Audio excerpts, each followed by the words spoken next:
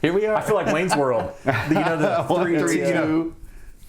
Anyway, here we are. Here we are. Well, we're trying to go live on both Facebook and YouTube tonight. Welcome, everyone, to Unite the Divided, episode 82. Very honored to have Joe Wiegand on the program for the second time. It's been, I think, well over a year. That was in an old Lawman tactical studio. Yeah, it was about a year and a half ago. Lawman. Yeah. So that was kind of the OG world back then. Mm-hmm. I want, before we get too deep, I want you to kind of just reintroduce yourself to people that maybe hadn't heard your name before. And I know what we talked about the first time. I think we're going to talk about some of the related things in that realm. Yeah, we'll talk about anything you want to bring up. All right, here we go. I can go all night.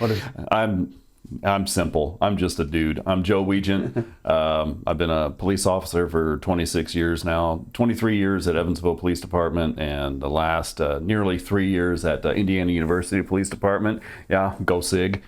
So that is part of it. The other part of it is I have a 40-year history of practicing the martial arts, and for 10 years I was a competing powerlifter and got 4 state records. I was in Powerlifting USA twice. That was kind of cool. And in about 2007, I started training in Tai Chi, and my instructor brought up Reiki, which is an energy healing system from Japan. And of course, I hadn't heard anything about that. I just lifted heavy things. And so he taught me how to do that, and I started doing it professionally and opened up a business just doing energy work for people, and gained this snowball of clientele. And now I'm a licensed and board certified massage therapist, and I do what I can to help people achieve the best version of themselves.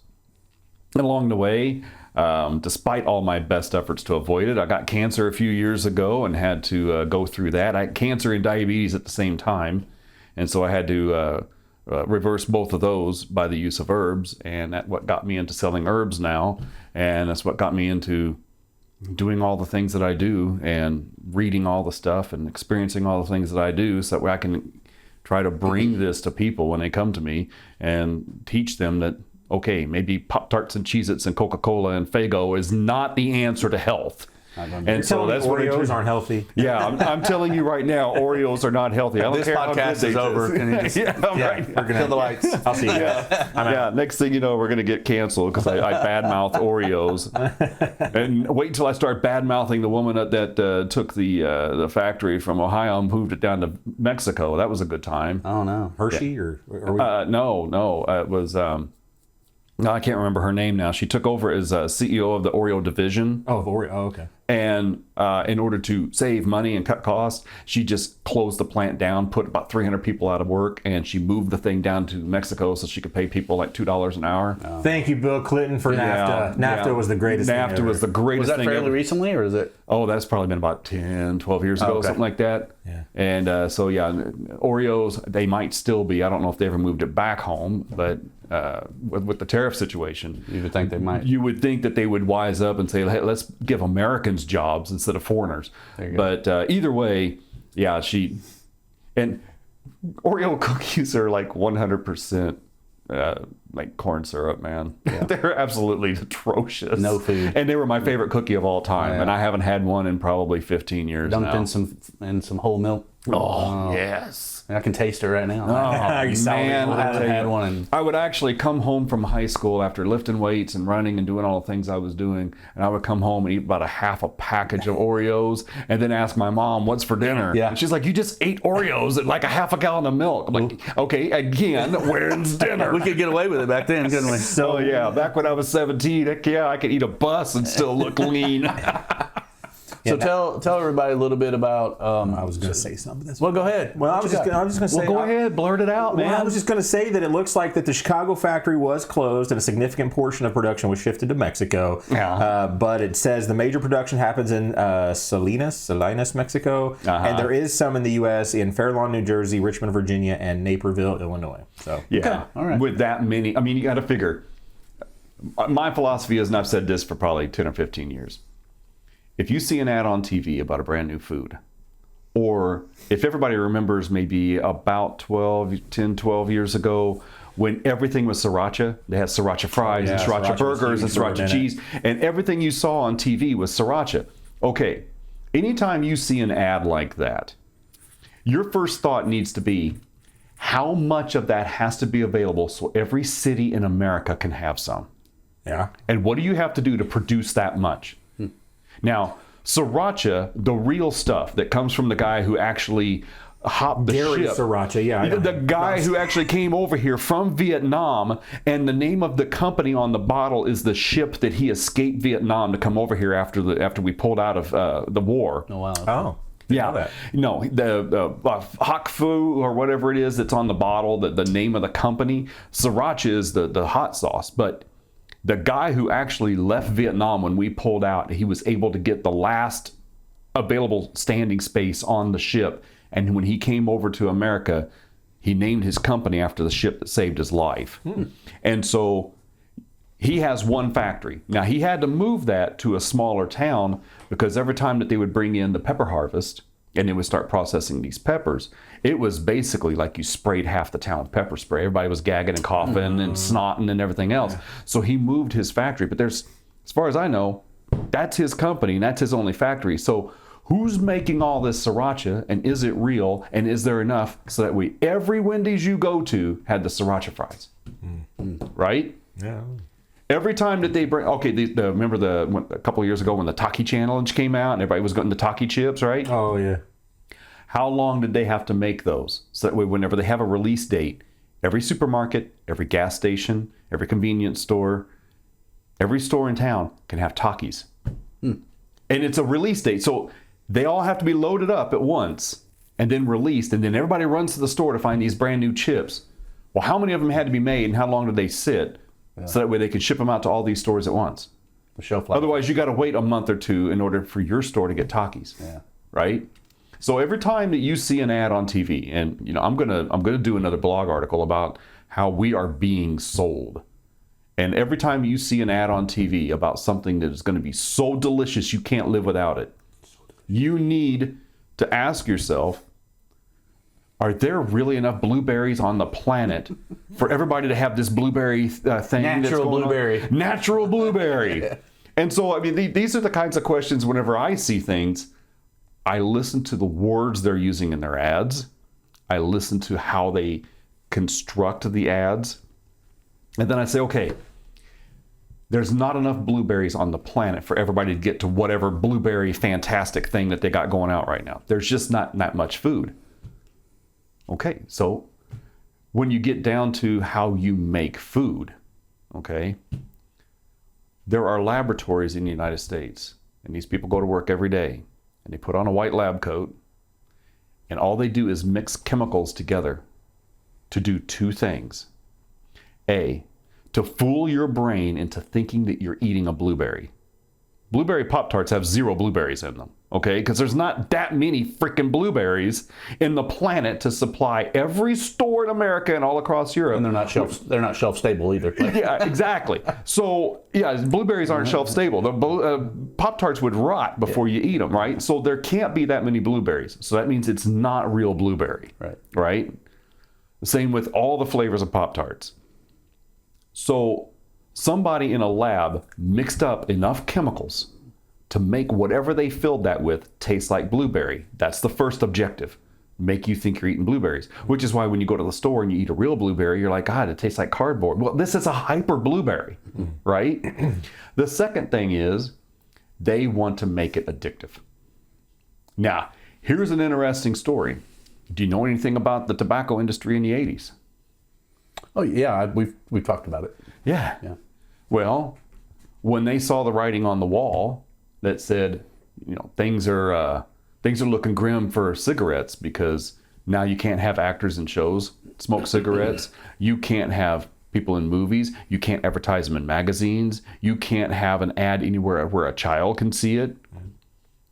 So they knew the writing was on the wall. But remember, tobacco in and of itself is not a harmful substance. Tobacco is a natural thing that grows out of the ground, okay? Nicotine is not a harmful substance. There's a whole group of foods called nightshades that have nicotine in them. A lot of people are using nicotine now for healing, different kind of healing modalities. They have put nicotine patches on autistic kids, and their symptoms reduce almost within like 2 days. They're putting it on people with Parkinson's and Lewy body and, you know, some of these other quote, quote, chronic autoimmune disorders, and they're coming right off of it. Nicotine is a necessary component in our body. Every cell in our body has nicotine receptors on it. Endocannabinoid. Yes. Yeah, exactly. Yeah. And so tobacco and nicotine of themselves are not harmful. Okay. I think the last study I read said you can smoke up to 2 cigars a day without it causing any adverse effects whatsoever. What's harmful is cigarettes. And why? Because they add 603 known carcinogens to the tobacco to make it taste better and to make it addictive. Tobacco isn't addictive. I can go 2 or 3 months without a cigar. Well, I can't smoke in my house, so I got to wait until it's moderate outside to go outside and have a cigar, right? I'm not binging for a cigar. I'm not sitting there scratching my arms hoping hopefully I can catch a good deal on cigars. But they're a good treat, right? So nicotine and tobacco are not addictive, no matter what they say on the packaging. It's what they did to it that's addictive. It's the additives. Absolutely. Yeah. So now here's the catch. At the last half of the 80s, when R.J. Reynolds and Philip Morris started seeing the writing on the walls, it's like, hey, we're going to put a dent in our profits and we're not going to be rich guys anymore. So what they did was they went out and bought the food companies. Mm-hmm.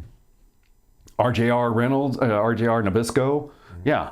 R.J. Reynolds bought Nabisco, and Philip Morris bought Kraft Foods and General Foods and bought the companies. Well, what do you think they brought with them?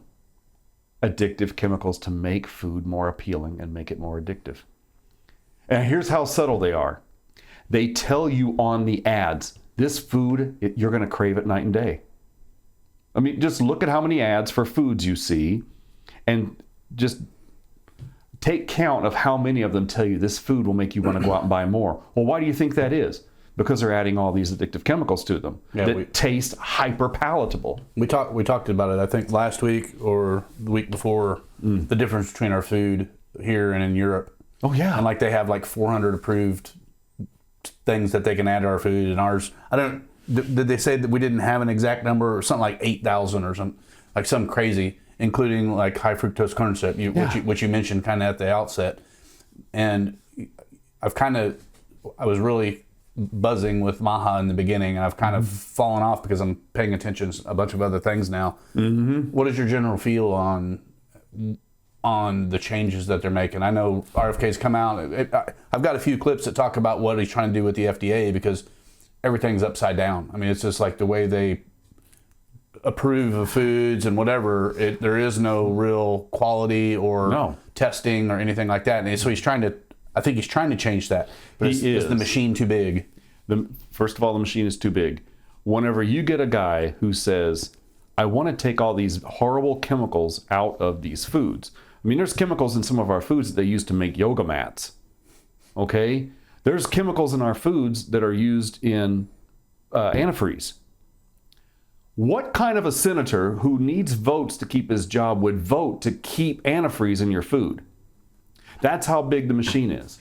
That's how big. I mean, if you've got a company, okay, first of all, there's only 8 companies that own all the food labels in the United States. Coca-Cola, Pepsi, Unilever, General Foods, General Mills, Nestle, Nabisco. That's pretty good off the top of your head. There's one more, huh? General Mills? Did you say General Mills? I just said General Mills, General Foods. I can't remember the other one. I usually forget Unilever because you never think about that as that's not one of the top food companies. Unilever is food, but yeah, there's like 8 to 10 companies that when you put them in the middle, they branch out and they own every brand of everything that's made. And you're talking about trillions of dollars a year. Oh, is it going to hurt their feelings to give some senator $200,000 in one of his many subsidiary foundations or think tanks or companies or whatever, so that way he'll vote to not take those chemicals out? So, yes, I believe he's trying to do the right thing, and I think he's trying to do it for the right reasons. I think he's fighting a tremendously uphill battle because he's got people that are financially motivated to keep food being made cheaply. Hyperpalatable foods being made cheaply is what's causing all of our problems. Well, not all. It's a really good contributing factor. Because anybody who can come to me and tell me what health-giving properties, and I keep picking on Pop-Tarts because it's the easiest one, because everybody thinks it's the greatest breakfast thing around, right? If you can come to me and tell me that Frankenberry cereal has health-giving properties and is going to keep you healthy and let you live to 90. Now, I need you to show me where that studies are. I want you to show me how that is. What's in there that's going to be healthy for me, as opposed to just really good flavored cardboard. I mean, he's up against a lot of different walls. I mean, you look at, I've got a clip queued up here. Just make sure the speaker's up. I'm going to show this clip real quick. It currently is. And you already, we could have talked about 20 different things now based on just that opening monologue there. So we can go in many directions here, but you didn't really mention the farming industry. And that's one of the things, the big ag, that's one of the things that I'm talking with a buddy of ours, Brandon, because he's basically doing organic and regenerative farming practices here locally. And just the uphill battle that we're dealing with is astronomical. I'm going to show this clip real quick. I don't think it's very long, and we can riff on it a little bit because I think it hits. I think the first thing he gets out of the bag here, ironically, is an Oreo. But it'll tell. That's why I'm like, I know I saw an Oreo in one of these clips. Let's listen to this real quick. Granddaddy, Oreos. We met with food author Michael Pollan, who for decades has been warning about inexpensive factory-processed food. Granola bars, those look very healthy. All of these would qualify as ultra-processed foods, even though they're very different. We have a snack food, a couple snack foods. Nature Valley? I would argue because of the number of ingredients in it. So there's a lot of sugar in here. But this is sold as health food. You know what it is? Pollan commends Kennedy for shining a light on ultra-processed foods. He ties their ubiquity to long-standing federal farm subsidies. We subsidize, as taxpayers, through the Farm Bill, the least healthy calories in the diet, most of which goes to people farming corn and soybeans. What's wrong with corn and soybeans? When you hear corn and soy, you think food. This is not corn on the cob.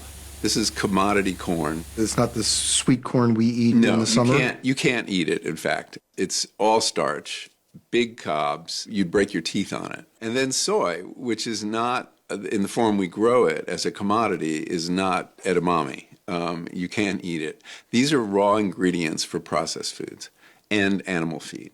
So the government is subsidizing crops that are making us unhealthy. Yes, yeah. In one way to look at it is we are supporting both sides in the war on type 2 diabetes.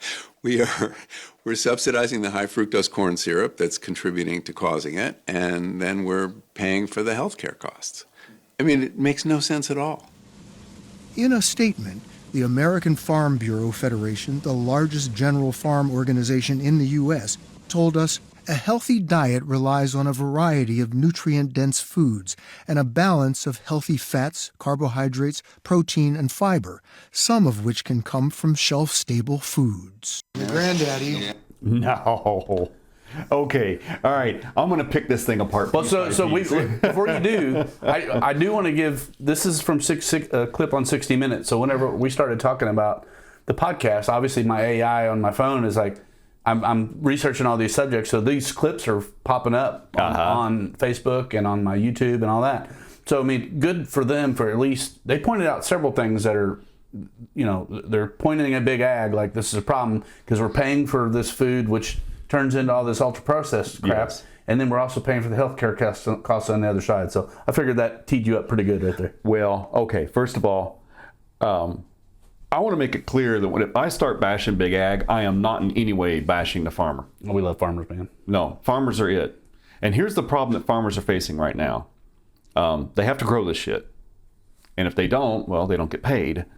And I actually... and they don't get crop insurance. They don't, no. So my wife is from Posey County, and she grew up, her dad was a farmer, all of his relatives are farmers, all of her relatives are farmers. And she's got a great aunt that was had a milk farm, so dairy farm. So here's what I think it was 2 summers ago. One of her relatives had said, the wheat that we're growing now, and the corn that we're growing now. First of all, wheat right now is shit because it has been tampered with 200 times over the last 50 years. It has been genetically modified. They've actually gene spliced wheat 200 times in 50 years. It's not the same wheat that your great-grandfather ate. But because they're making it Roundup ready, because they're making it pesticide ready, because they're doing all these things so that way it can get more yield, he said that the biggest problem that he has is that the yield is so high they can't get it out of the ground fast enough. The logistics isn't there. Okay, so I'm going to make these numbers up because I don't know the kinds of numbers that farmers are dealing with. But let's just say pretend that 20 years ago, an acre of wheat would be 400 bushels an acre. Okay, let's just, I don't know for sure, but let's pretend for a moment. So you got 400 bushels an acre. So you've got your combine, and it only holds so many bushels. And then you have to offload that into a tractor trailer. Okay? So the tractor trailer has to go out into the field with you, and you either go and you combine up and come back to the trailer and dump it, or sometimes the trailer runs alongside you and you just offload it right in there. You had too many zeros, right? One too many zeros. 40 bushels. 40 to 60 bushels. Oh, good. Okay, so 40 to 60 bushels. Is that today's, or is that from years ago? 25. Okay. All right. That was from 2025. Yep. Okay. So the problem is, if you've got one combine and you've got one truck, and you fill that truck up, your combine's done until the truck comes back. Right. Because he's got to get that load down to Cargill or ADM or wherever it is, and he has to come silo back. or wherever you're storing. Well, you got to go sell it to the silos down there that are going to offload that into barges and ship it everywhere. Okay. So you can only keep combining for as long as your hopper is filled.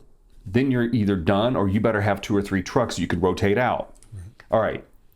The yield is so high on the grains that we're growing now that we're filling up these trucks faster than we ever have. That means these trucks are on the road more than they're actually filling up with corn and grain. So he says that sometimes you have to sit there for a while until all of your trucks come back so you can fill them up again, and then you're filling them up faster, and half of your fields rot. If you get a good rain at the end of October, which we always do, your crop is rotting because now it's wet. And it's going to screw up your weights when you get it down there to sell it. They're going to say, hey, your moisture is too high. You're only going to get this much for this corn or this much for this wheat. So what happens is they can't get it out of the ground fast enough before it rots on the dirt. So there's your one problem. The farmers are facing this huge conundrum, like, okay, well now instead of this size of combine, I have to go and get one of these big Kansas combines, and now I can't even get it into my little tiny fields, right? Okay. Second, and I wrote articles about this, there are only 4 ingredients that make every food on the market. All those foods that they pulled out there on that video, every single one of them is only made of four ingredients. Wheat, which has been so processed by the time it actually goes into the food. Your white flour that you buy in the little 5-pound bag, it has been denatured so far to get it where it'll stop rotting. Because you got to remember, wheat has 2 layers around it that contain all the fats. The fats are the good part. But as soon as you crack that open, those fats go rancid. And then you're going to start rotting in the bag on the shelf. So they can't put that part in the bag, and they can't ship that part to the food company so they can make Oreos out of it, because it will rot before it gets there. So they have to take those parts off, and that's used for other things, right? But the inside, the kernel, is what they use, but they have to break it down, smash it, heat it up, bleach it, dry it, clean it, deodorize it, and do all these other things to it. By the time you get to the bag of flour, or by the time the food manufacturer gets that big truck with the flour in there, it's no longer an edible object. Your body does not recognize it because there's nothing in it that feeds the body. Okay, so that's ingredient number 1 is fake flour. Number 2 is fake sugar. In 1901, the average American ate an average of 6 pounds of sugar a year. Only rich people had sugar. It's kind of Yes. like tea. Yes. Yeah. In 2001, 100 years later, the average American was eating 140 pounds of sugar a year. Fast forward to today, and it's up to upwards of like 152 pounds right now, I believe. Okay. And that is because you're no longer eating white granulated, highly processed sugar. You're eating even something more disastrous. Like high fructose corn syrup, sucrose, and you got all these other things, right? Yeah. I have a sheet that I give clients that it says it's got these 75 names for sugar on it. This is how they hide sugar in the food, because you got to take that cardboard-like wheat and make it taste good, right? Well, I saw an article maybe 5 months ago that said that we're up to like 215 different substitutes for sugar right now. Okay, so these are just pure chemical. Your body gets this in its system and it doesn't know how to process that. It's not glucose molecules. We know what to do with glucose.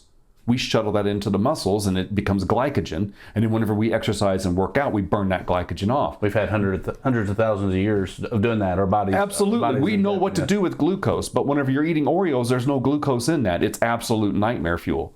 So your third ingredient is fake oils. They're taking what used to be machine lubricant and we're cooking food in it now. These seed oils are the absolute biggest disaster that's ever been foiled upon mankind. And later on, if you want to get into that, I'll talk about Ansel Keys and how he basically screwed us over in 1961. And so you've got these fake seed oils, and all of them contain lots of inflammatory things. They have been processed like 11 to 16 different processes to get them in the bottle so they won't go rancid. And then whenever your body gets a hold of them, they actually coat the cell in a way that insulin can't get in. And so insulin just takes that sugar molecule and it keeps moving around the blood because it can't find a cell that isn't coated with basically carnauba wax. And so your blood sugar goes up. The fourth ingredient is all these fake flavors, fake colors.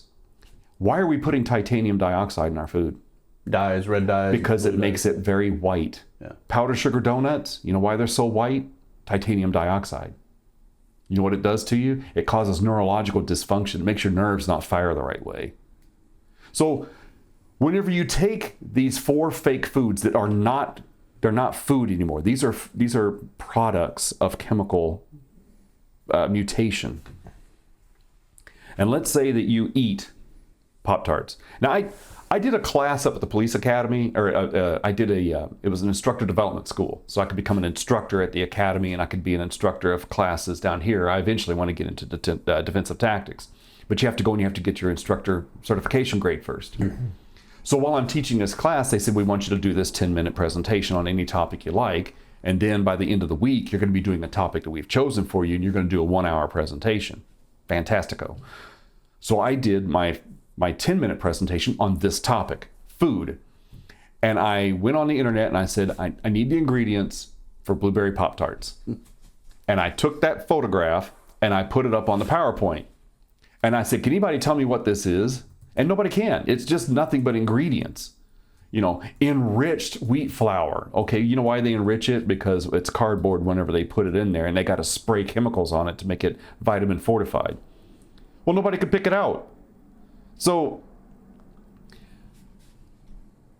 when your cells need things like amino acids, fatty acids, and glucose, and they also need things like copper and manganese and iron and all these other things in order to function right. So if you want your liver cells to liver, they need raw ingredients and they need the elements, the metal elements and the vitamins to be able to do the job. So when your cells are working and they're running out of things, they send a signal to the brain in the form of a hormone called ghrelin, and it says, hey, we need some stuff down here to keep doing our job correctly. So your body is calling for vitamin C, and vitamin K, and vitamin B, and creatine, and it wants to have copper and manganese and all these things, and it needs amino acids so it can start building proteins, because that's what cells do. They build proteins. So you eat Pop-Tarts, and it's filled with chemicals. or you have Faygo, or you have Oreos, or you have the Nutri-Grain, honey, whatever, Nature Valley Super Sunshine food, right? It's supposed to be healthy because it's got granola in it. Sounds healthy. Oh, it does. They put all these euphemistic names on these foods, right? So you shove that in your gullet, and then what happens is it gets into your small intestine and starts trying to poke that apart and start sending those elements someplace. Except that these aren't natural elements. These are chemicals. So not only is your cell not getting what it asked for, and it's still hungry for something. It needs elements, right? It needs amino acids and fatty acids. So it keeps ringing the dinner bell. Hey, brain, eat something. I'm running out of stuff here. Well, in addition to not feeding the cells, which are screaming for nutrients, when those chemicals go through the wall of the small intestine and into the bloodstream, titanium dioxide is not anything that you can use. It is a foreign substance. So your body mounts an immune response to it. Your body says, hey, wait a minute, this is the flu, this is a virus, this is a bacteria, this is a parasite of some kind. We have to attack. It's a foreign object. I don't know what to do with this. There's no cell that can use this stuff. We have to get rid of it. So you mount an immune response. That immune response sends out all these eosinophils and all these leucophages and all these other kinds of things to attack the food you just ate. Now remember, your cells just said, yeah, that was lovely Pop-Tarts. Now give me some food. So you're still hungry, even though you just had a package of Pop-Tarts. So now you go and you grab the Cheez-Its box and you shove that in the hole. And your body says, that was beautiful. That tasted great. It was wonderful. I'm still starving of nutrients. Get me some nutrients. And then you get thirsty because of all the salt and you drink some Coca-Cola.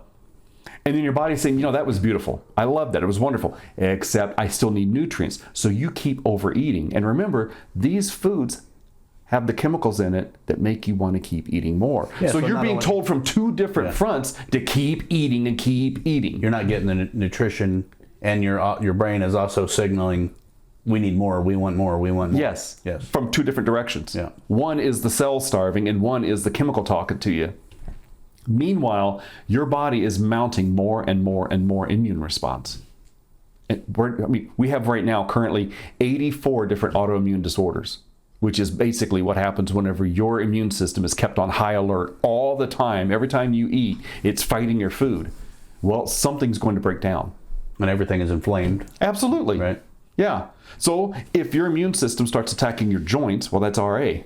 If it starts attacking your myelin sheath, you said, RA, rheumatoid arthritis. Yes, absolutely. When your joints don't work well, and then, I've seen women that wear the little metal braces on their hands to keep their hands where they can move.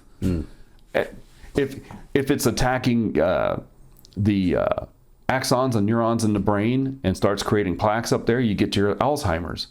Every one of these things is a result of a hyper immune response or deficiencies or toxicities. Not enough of this and too much of that. But Joe, we've been told that all of these things are different diseases and that they're all based on things that we haven't figured out yet.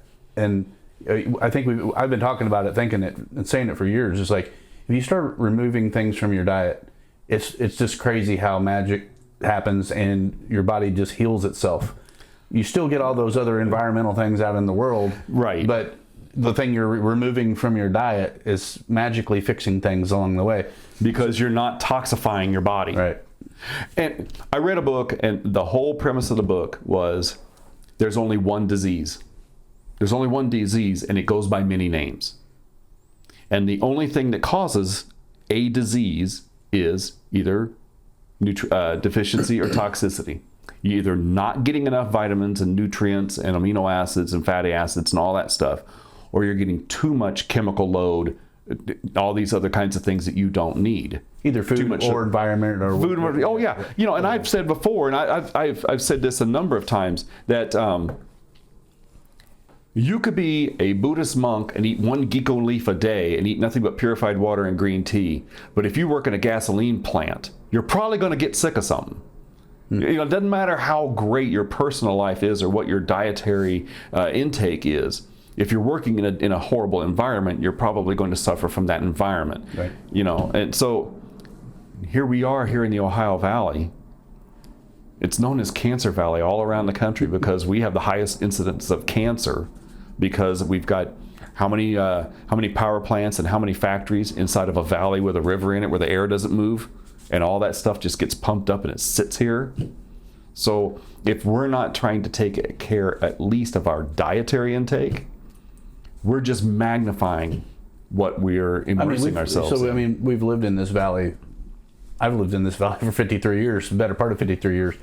And just the change in health of people is and so, you know, we've had the same things around us. Nothing has really changed in 53 years as far as plants and whatever. But the food and, you know, the different things that we ingest into our body is crazy. So let's circle back because I want to, the people that didn't listen to the first podcast, circle back to you getting sick.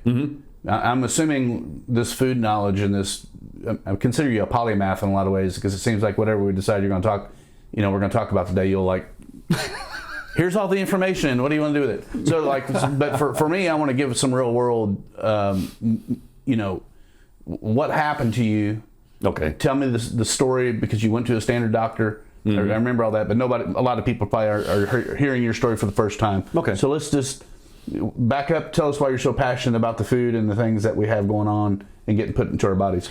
Okay. I'm going to say that it started right around,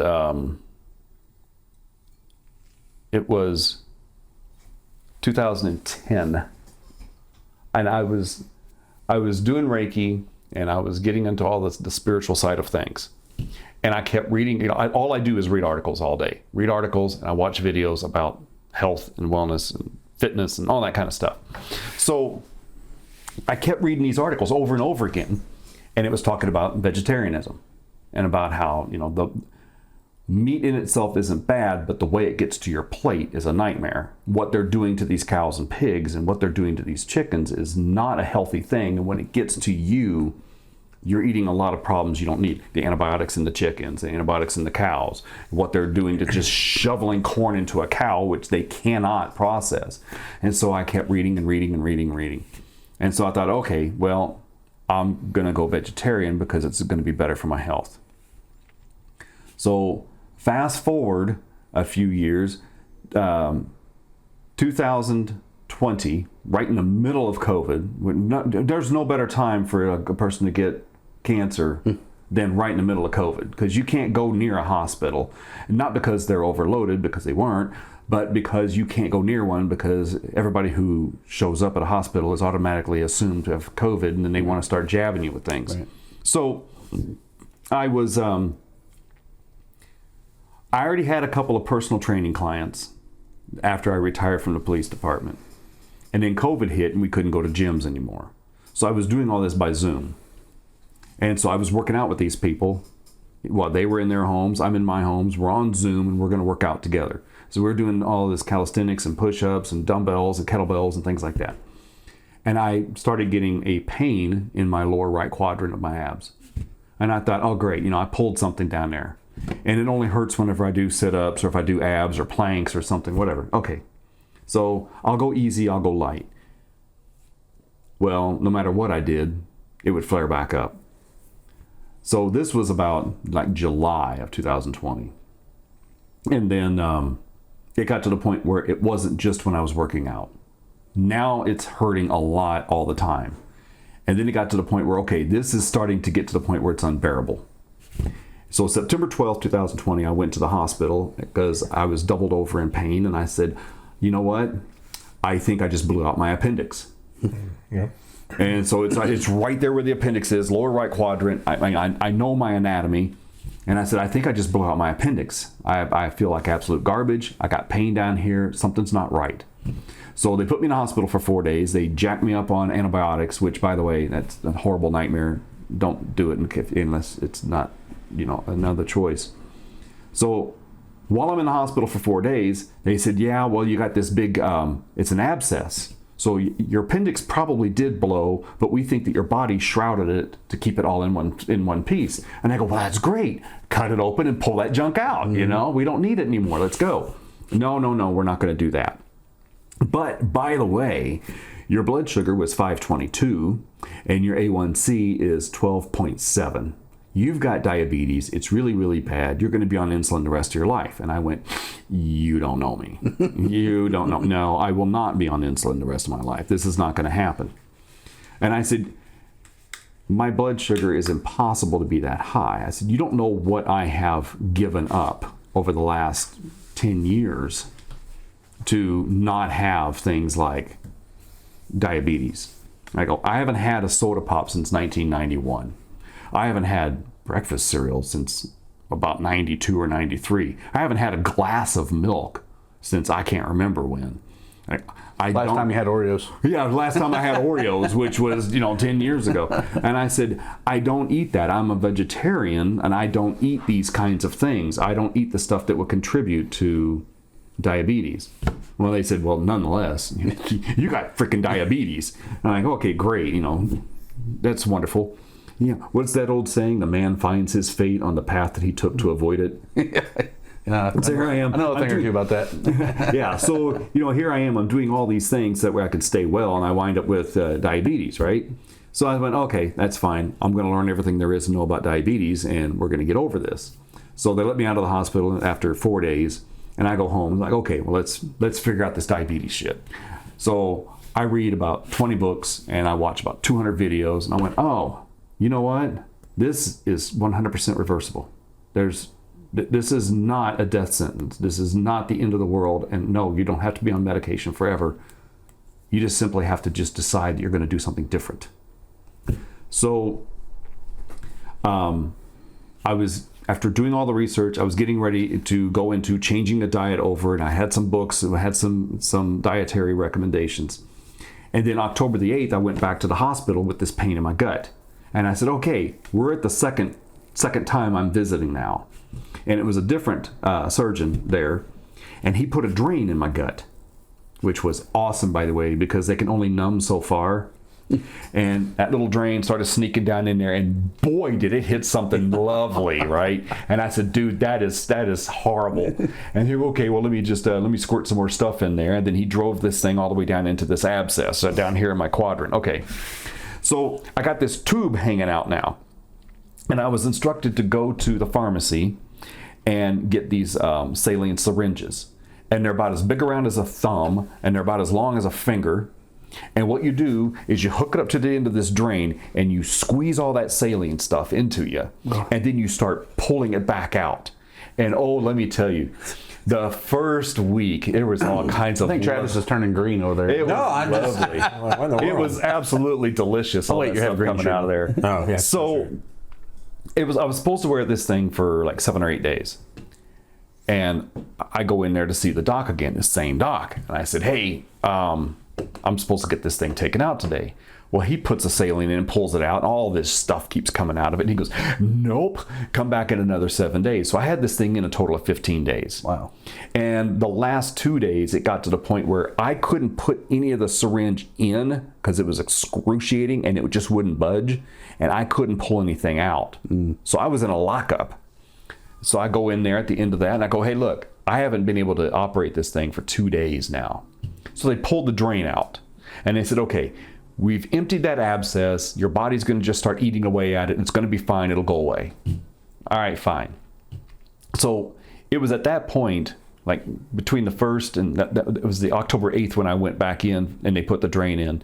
That's when I started doing the intermittent fasting and fasting and doing longer fasts and changing the diet up. Trying to work on the diabetes. Trying to work on the diabetes because I want to get off this insulin. They had me on insulin. I was doing that 4 times a day, and it was crazy. Yeah. So I'm on this diet. We're doing this thing, and on Thanksgiving morning, the wife is making lunch. Her brother's supposed to come over, and I'm doubled over at the kitchen table. I can't stand up. I can't get up off the table. I said, we got to go to the hospital. So she shuts down dinner, calls everybody and says, you're not coming over. We're going to the hospital. So I go to the hospital, and the first doctor that I saw in September was there. And I said, okay, look, this is my 3rd time to the hospital now. We're either going to grab a knife or you're going to watch, and I'm going to go in there myself. But somebody's cutting me open, and we're going to get whatever this thing is out of here. So this is where the story gets really cool. This is why I don't like doctors. So he says, all right, tomorrow morning we're going to prep you up. We're going to send you to surgery. All right, fine. I go down there. And have you ever had a major surgery? Mm-hmm. It's awesome because you're just laying there on the table. Yeah, Travis has. My shoulder. Yeah. Okay, so you're laying there on the table and you're talking to people. Hey, how you guys doing? Yeah, you look like you're kind of busy today, huh? Isn't that great? Then you wake up in recovery going, what the? Yeah. Yeah, it's absolutely nightmare fuel. So And when I wake up from anesthesia, I'm shaking like a crackhead without it fixed. no, I come out that way. Anesthesia doesn't do well. Oh, wow. No, I didn't have that problem. I just it's just that whole, how did I wind up here? How long were you out? I don't know. I don't know how long the surgery was. Yeah. So for 8 days I laid in the hospital now, and he would come by every day and check on me, and it took me several days just to be able to eat food. So I didn't eat for like 5 days or something, and then I started eating slowly and slowly. Okay, great. So The good news is you were fasting. well, basically, I was in it was a IV drip. it was a fasting of involuntary proportions. So, so I started eating, and I think when I left the hospital, I was like 190 pounds or something like that, and I was like 225 when I started this whole ordeal, and so I was supposed to go home. I can't go to work. Oh, and they had the wound vac. You ever had a wound vac? It basically holds your gut shut because they cut me from here, went around the belly button and down. So I got this Harry Potter scar thing on me now, right?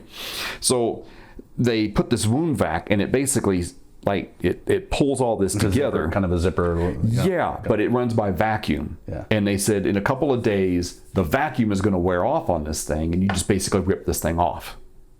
And I had 2 drains in me at the hospital, so they had to pull both of those out to send me home, but I had this wound vac here. So here I am, I'm at home, and I can't go anywhere because I got this wound vac on. And I pull this off, and I'm supposed to go see him on December 15th at his office, and he's supposed to review to see how my recovery is going and all that. Well, I want to go back to work because I'm running out of money, and I'm about to lose my house, and my pension doesn't kick in for like another month and a half. So I retired at 50, but you can't draw pension checks until you're 52. So the whole time I had cancer, I was not making money, okay? So I go back and I see him on December 15th. And I said, okay, sign me off. I need to go back to work. And he said, you're a security guard and you work at a pretty rough factory, and I can't send you back to work. What happens if you have to fight somebody? I go, well, I'll fight somebody and I'll figure it out, So I'll be putting my guts back in. And I'll find Time out. Let's pause this. You know what? I have fought people in worse conditions. So he goes, no, you're not going back to work. He goes, you can't go back to work until like January 5th or whatever. Okay, fine. And then he pulls out the piece of paper, and I can see all the highlighting on it. And his hands are shaking like this. I'm like, oh, here it comes. That's not good. I go, all right, I see where this is going now. And he's sitting there, and he's got the nurse behind him. And she's got that look on her face like, she just ate a bag of shit. And he's sitting there, and he's like, well, gosh, you see, when we were originally going to go in, we were going to do it orthoscopically, just make 3 little slits and go in with tools and pull this thing apart. All right. Well, his words were, as soon as we opened you up, we knew that this was a cancer surgery. And I go, yeah, the smell got you, didn't it? Yeah, cancer has a very distinct odor. So, Really? Oh, Didn't know that. yeah. Ask anybody who's ever done autopsies on somebody with cancer. Yeah, you will not mistake that. Interesting. Yeah. So, matter of fact, dogs can smell cancer on people. I have heard that before. Yeah, because you just exude this stuff. Your body's trying to get things that are going wrong out of you, and there's only 5 lanes that you could get out. That's lung, bowel, bladder, lymph, and skin. So if you've got blockages in any of these exit highways, it's going to start coming out your skin. Dogs could pick that stuff up from. You could walk a dog and he'll like, hey, show me where the cancer is. He'd be like, voink, right there's the cancer. Yeah. So he says, yeah, well, that was cancer. And I go, you had 8 days to tell me this in the hospital, dude. don't tell me it takes toxicology 3.5 weeks to come back with cancer. You knew what it was. Well, he didn't have an answer for that. Yeah. So he Nor goes, did he like that you asked the question. no. Oh, there were more questions asked, and nobody likes to answer my questions. No. So I said, all right, so fine. It was cancer. You know, I already knew he took out 6 inches of colon. I already knew he took out my ileocecal valve. And I already knew that my appendix was there, but it was blown apart like a hand grenade. So they had to clean all that junk up, and they sewed me all back together. I don't have an ileocecal valve anymore, which keeps the black bacteria from your small intestine away from the bacteria of the large intestine, because they're supposed to be separate. Whenever they mix together, you have some problems. So every once in a while, I just get the shits for no reason, which is amazing. So, all right, so I'm sitting there, I go, okay, great, cancer, not a big deal. I got this figured out. I know what to do. I've already got a plan. It doesn't involve you, but thanks for letting me know. Now I'm going to go take care of it. And he said, well, we took out 15 lymph nodes from around that colon, and one of them came back with cancer. And I go, okay, so what? Big deal. I got this figured out. I already know what I'm going to do. I already know who to go see. It doesn't involve you. It's going to be fine. And he goes, you don't understand. This is cancer. And I said, no, son, you don't get it. It's only cancer. This is an easy fix. I'm going to go fix it, and I'll be all right. Well, he didn't like that, man. He really didn't like it. So he says, I've already got you set up to go see an oncologist, and they're going to give you a call, and you're going to go see them, and you're going to go through this chemo thing. You're a healthy dude. You're going to breeze right through this. You won't even know it's happening, and blah, blah, blah. And I'm going, that's a load of shit. So at the beginning of January, I go in, I see the oncologist. And, it just so happens that she says, if you don't start the chemo plan within 6 weeks of diagnosis, your chances of survival go down incrementally as time moves along. And I go, well, geez, 6 weeks is like, I don't know, next week. I go, isn't that convenient that he didn't tell me for 3 weeks and I couldn't see you for the next 3? Isn't that just lovely? Well, that started our antagonistic relationship. So she says, we're going to put you on these 3 drugs. One of them, oddly enough, is called FU. And I just got a kick out of that. FU5, I think is what it's called. FU. And I just FU 5 times? FU 5 times. Better than 1. And so I said, no, I don't think we're going to do that. I said, Doc said that he pulled out the lymph nodes, and the one he pulled out, 1 out of 15 was cancerous. And so he pulled that out. It's all good. I'm clear. I got this figured out. No worries. Oh, no. This is when the intimidation and the threats and the coercion and all of that started. And I said, well, you're so smart. What are the side effects of these 3 drugs? She goes, well, I don't know. And I go, you sell them. You inject that into my body. Okay. So she turns to her nurse and she goes, can you go print something off the internet for him? And I'm like, oh, yeah, this is going to be fun. Yeah, I'm going to turn you out, right? So I go home and we have a big old talk with, the kids and everybody else. And I don't want to do it. I got another plan. I know how to do this. It's going to be okay. And they're like, well, if it's one more step that can help. I'm like, I don't think it's going to help. So we go in for the first dose, the first shot of it. And it's sitting there for, luckily I only had to sit for like 4 or 5 hours. Some people have to sit for 8 or 9 while this stuff drips into them. And then I had to wear a pump that looks like what has like mustard in it, and it would turn a screw and it would just squeeze all this mustard into me, and I had to wear it around my waist. So I had a mustard pump like 24 hours a day for like 3 days afterwards. So I go in to get the first shot, and they send me over to this lady who's going to counsel me, and she says, okay, you can't have sex with your wife, you can't kiss your wife on the mouth. If you go pee, you have to sit down, and you have to close the lid before you flush, because you don't want any of this bouncing around in your bathroom. And like, you can't share forks, you can't do this and that. There's all these things you can't do because we're putting this into you. And I said, you understand you're putting that inside my body, right? Yes, but it's so toxic that other people can't be around it. I'm going to repeat what I just said.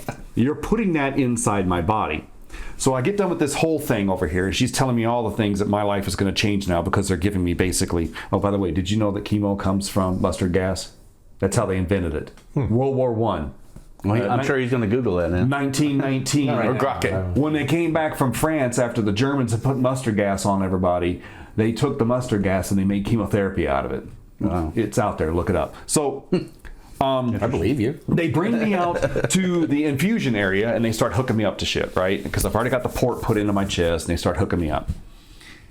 And they said, okay, we're dropping an IV and then we're going to put these things in. Well, here come the two girls out with a tray, and they're dressed up like astronauts. They're covered head Is to it toe. radioactive or? No, it was just regular old freaking chemo. Like, I'll get to that story in a second. right, so they come out and they got gloves and they got aprons and masks and all this hoods and stuff on, and they come carrying that out. And I said, what's with the getup? And they said, we can't come near this stuff because it's toxic. I said, but you're going to put that in my body, and the port goes into my jugular vein. I said, you're putting that right into my heart. And they go, yeah. I said, so what happens if you drop a little bit on the floor? And she goes, we have to shut down this entire area of the room. We have to call hazmat in, and they have to clean up this entire area and sterilize it. And again, you're putting that in my body, right? So I did the first one. All I really had was some nausea, which means I just threw up all the freaking time. And I went back for the second one. Same kind of event. You know, they come out, they put the junk into you. And ever since the second shot, for fun, on a day whenever you're bored, look up manual disimpaction. When I'm bored. I don't know that I'll get that bored. I don't want to study okay, that. manual disimpaction means that even though I can feel there's diarrhea coming, I am so blocked shut, nothing is moving. So I would sit on the toilet for like 2 hours and just sob because I gotta go so bad and I can't get anything to move. Manual disimpaction means you put on a glove and you go up into your own ass and start reaching in there and pulling things out of you. Wow. And I did that for 6 days. Meanwhile, the diarrhea is gurgling behind all of that. And I sat there and sobbed for 6 days. Reaching all, you wouldn't think you can get your own hand this far up into you, man, but you can. Wow. This is the You're gonna have to put like a warning disclaimer? Yeah, like a disclaimer. on this Facebook episode. already knocked us off. Holy cow, this is like a Snoop album, right? So after 6 days of that, then I had 3 days of just having everything just running out of me. And I go back for the third one, which was February 4th, 2021. And that oncologist was gone, but there was another one in there that I had to see. And they pulled the blood to make sure that I could do my dose that day. And he says, I can't do your dose. And I go, well, thank God for that. Because I mean, I'm talking to my wife as we're going into the center. I said, if it gets worse than what it was this last time, I don't know if I can do this. I got 10 more shots of this shit. Oh my gosh. That was a lot of treatment. It was 12 doses. Okay. Wow. And on the second one, it was absolutely just horrible. And I said, this is number 3. If I get through today, I got 9 more of these. I'm not sure I'm going to be able to do this. So then I go in to see him, and he says, "Oh, we can't do it today." Okay. Why? He says, because you have a 0 white blood count. You have no immune system. And I said, didn't I already know this ahead of time, that this stuff actually just completely dissolves your immune system? And he goes, yeah, if we give this to you today, which was Thursday, he said, you'll be dead by Sunday. He goes, you won't make the weekend. I go, okay, so what's your suggestion? He goes, I'm going to give you a drug that will make your body produce white blood cells. So I get on my phone, it's like, beep, beep, beep, beep, beep, and it says, your body takes 6 weeks to make white blood cells. He says, so I'm going to give you a shot today that's going to make you make white blood cells, and when you come in Monday, I'm going to give you a half a dose.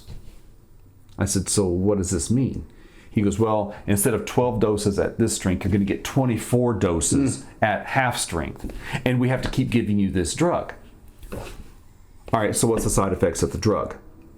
The side effects are extreme bone, joint, and large muscle pain. And he goes, and he leans forward and puts his elbows on his knees. He goes, and I'm telling you, you're going to hate it more than most. You're a great big guy. You got big bones and big muscles. You're going to absolutely hate this. Okay. Not a very good salesman. No. So At least he's being honest, man. the wife says, how many people on chemo have to have this drug? And he goes, 100% of them. And I said, how many people on this drug complain of the pain that you're talking about? He goes, 100% of them, except for the 83-year-old ladies who don't have any bones. And I said, okay. So I already knew the answer to this question. I said, when were these 3 drugs I'm taking invented? And he says, 1954. I said, so you're telling me in 70 years, nobody came up with anything better than this shit? And he goes, that's how we're reading it. I said, so my choice is I have to take the dose in half over a longer period of time, along with a drug that makes me hate my life. Or I could walk away from this thing and do it the way I wanted to the whole time. And he goes, yeah, you're tracking. That's where you're at. And I said, okay, call the surgeon and get the port out. We're done. I'm walking away. So February 4th of 2021, I walked away from it forever. And I went and did the plan I wanted to do, which was I already read about 25 books on cancer. Many of them said cancer is not a death sentence. It's just basically something wrong with your body, and it's manifesting as some things that show up on a scan. Your body is malfunctioning because of its energy systems. You are now, instead of using glucose and oxygen to burn for ATP, because your cells are so screwed up and because you can't get oxygen into the cells, your cells, because they're so overloaded with sugar, because when you get cancer, you start craving sugar. And I was eating cookies like you would not believe, like a 12-year-old kid. So when you get cancer, you start craving sugar because that's what it wants. And you keep eating sugar. And, well, the greatest form of sugar is cookies and candies and all that kind of crap that's made out of high fructose corn syrup and is made out of seed oils, and it messes up your mitochondria.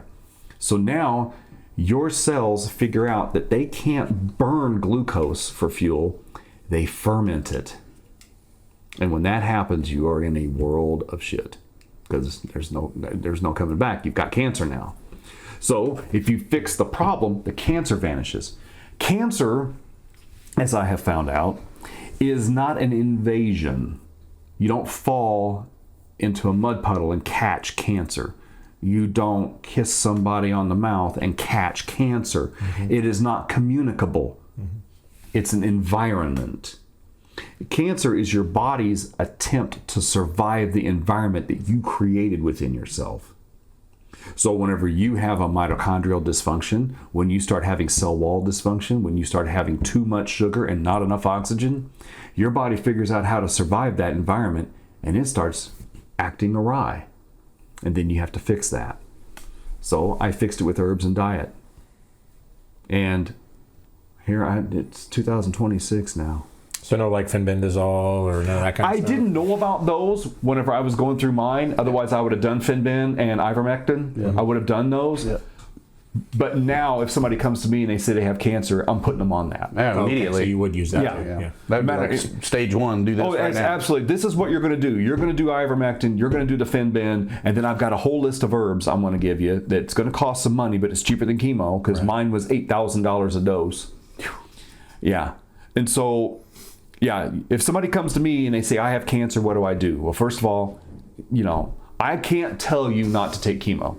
It's against federal law. It's against the AMA. You're not a doctor. I'm not a doctor, and they will come and take my house for practicing without a license, and especially practicing something antithetical to what they want to do. Mm-hmm. And so I can't tell you, don't do chemo. I could tell you there's a better way of going about it than chemo, and you get to make a choice on what you want to do. But if you're going to do that, these are the things you have to, this is how you're going to live your life for a while. And so, I read so many books on cancer, and the protocols are simple, not to be confused with easy. And as long as you keep that in mind, that you say, okay, I'm going to do this until this improves, then cancer is not an issue. And diabetes is along the same line as cancer. Diabetes, the conditions for diabetes exist normally before the cancer is present. Your body is already suffering under diabetes. That is an energy production disorder. You're too high in sugars, and there's no place to put it. Your body converts it to triglycerides. That causes all kinds of other problems. Your cell walls are screwed up, so the insulin doesn't work. Your body keeps producing more and more insulin because the insulin's traveling around your body holding all these sugars, and it can't get into a cell. You keep producing more insulin to try to get that sugar down because your hypothalamus is going crazy with all these klaxon horns. Next thing you know, your body says, well, screw this. I'm just going to start fermenting this sugar. So that's my story. I took a bunch of herbs. Matter of fact, I had 14 eyedroppers full. And then I had probably another 12 or 15 capsules. And I had little apothecary bottles. And I'd put a little squirt of water in there, and I would take all 14 eyedroppers and put them in there. So I had with me all the time my 3 bottles. And then I had it's like a lock and lock container with 3 pockets in it. And that was my 3 doses of stuff for the day. I was taking enough turmeric to choke a horse. I was taking so much vitamin C that I almost couldn't afford it. One of the biggest things that gets everybody, fresh juiced carrots. I read 3 books. And one of them was written by a guy who had the exact same kind of cancer in the exact same location as I. And he said in his book that only like either 4 or 14% of people who have colon cancer get it in that spot. And I'm reading this book going, well, shit, that's me. We're brothers. I should have asked you, do you want ice or not ice? No ice. No, I'm all right. I mean, everybody needs a good piece of ice now and then, but... Not tonight. Not tonight. I know the answer for Travis. Oh yeah, I like a little rock. You're a nice guy. I like putting mine on the rocks. I should have asked. Travis likes a piece of ice now and then. Yeah, piece of it's good for you. Don't to tell get me a piece of ice oh every wait, once in a no. while. So this We're isn't having- a what do we have? We're having bakers, right? This isn't a bourbon review show, but we had 100 Guys Who Care event last night. Yeah. And yeah, I know that group. It just so happens one of my guests won the bottle of bourbon, and he doesn't drink, so he donated. Not everybody's perfect. Yeah, I tell you what, Nobody likes it helps to have the right kinds of friends. Baker's Single Barrel. It's from Kentucky, Claremont or somewhere. I can't remember. 107 proof. It says on the side what Wow. city it comes from. 107. It's a little warm. Yeah. I'll let you look at it if you want, Trav. I'll bring it over to you here. Oh no, I remember reading last night that it was Kentucky, and I just can't remember where. Claremont. I was right. Claremont, Kentucky is where this is. Right on. Yep. Yeah. So, 3 books I read said, get you a juicer. Doesn't matter if it's a screen juicer or a masticator. I had a masticating juicer. I went and bought it as soon as I heard about the carrot stuff. So, I was drinking a quart of fresh squeezed carrot juice every day. Now, to that, I would also add celery, because celery clears the liver. And to that, I would also add about that much ginger. And so that was my daily cocktail every day. Now, one of the books said... Were you eating other food? Or was Yeah. Oh, yeah, I was eating regular food, but I was fasting every Wednesday and Sunday. So no meat? I wasn't doing meat at the time. So that you were I just started eating meat about 2 years ago. vegan, vegetarian, or I whatever? was vegetarian, and as soon as I got through the cancer thing, where I didn't go to the hospital to get tested. My Amish guy does muscle testing, and now I do it, but I do it different from him. And so when he tested me and said, yeah, you no longer have active cancer in your body, but the bad cells that have died are being washed out.